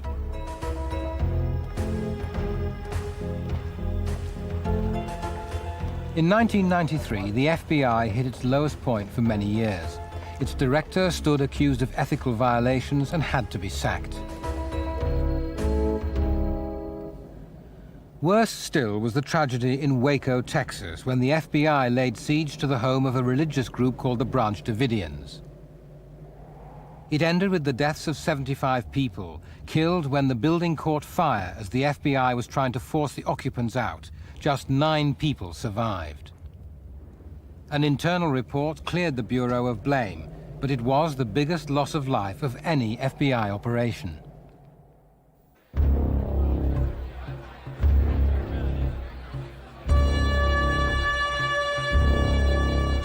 Just 3 months after the end of the Waco siege, special agents held their annual get-together in Chicago.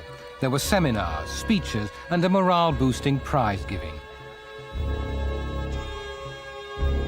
One of the prizes was given to the FBI's hostage rescue team, honored for its work during the Waco siege. The timing of this award and the tone of the acceptance speech was a sign of just how inward-looking special agents can sometimes be. We were prepared for what we had done, but what we weren't prepared for was some of the hammering that we took in the press. That was something that we hadn't trained for. And I know when the association called and said they would like to present us with an award, I know I speak on behalf of my teammates, that we look at that as our peers in the field who say, hey, you did a good job. And I think that's what the job for us is all about, that when your fellow agent says, you did a good job, then everything else doesn't matter. So the heck with the press and the heck with some of the other folks. Bear true allegiance to the same. That I take this obligation freely. That I take this obligation freely. Without any mental reservation. Without any mental reservation. Or purpose of evasion. Or purpose of evasion. In September last year, Louis Freeh took up his post as the new FBI director. His inaugural speech promised a principled approach to law enforcement. As we move forward to the year 2000, we need to keep an open mind on the remarkable strengths as well as some of the failings of our past. The FBI must always serve the course of justice by upholding the Constitution and the rule of law. All of us in the FBI, no matter what our jobs, must be absolutely honest and fair in everything we do. We must carry out the responsibilities given to us by the President, the Attorney General, and the Congress. We must effectively and fairly enforce the law. The new director has set a very moral tone for his agents as they approach the 21st century. But high standards have been promised before by predecessors who failed to live up to what they preached.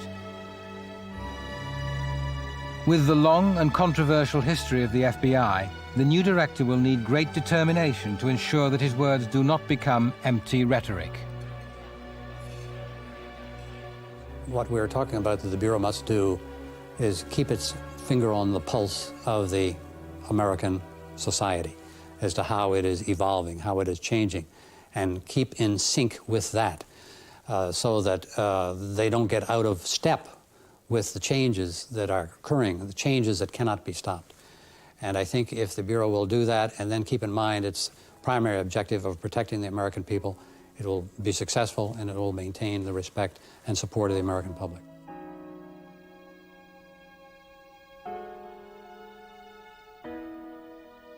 I think that what they need to do in the long run is change the attitude. When we fight wars, whether wars on crime or whatever, innocent people are sometimes hurt. We need to make certain and be careful that we don't tread on individual liberties, individual rights for the sole sake of catching a criminal once in a while. The mood needs to change, and when the mood changes, then I think law enforcement people, agencies like the FBI will change along with it.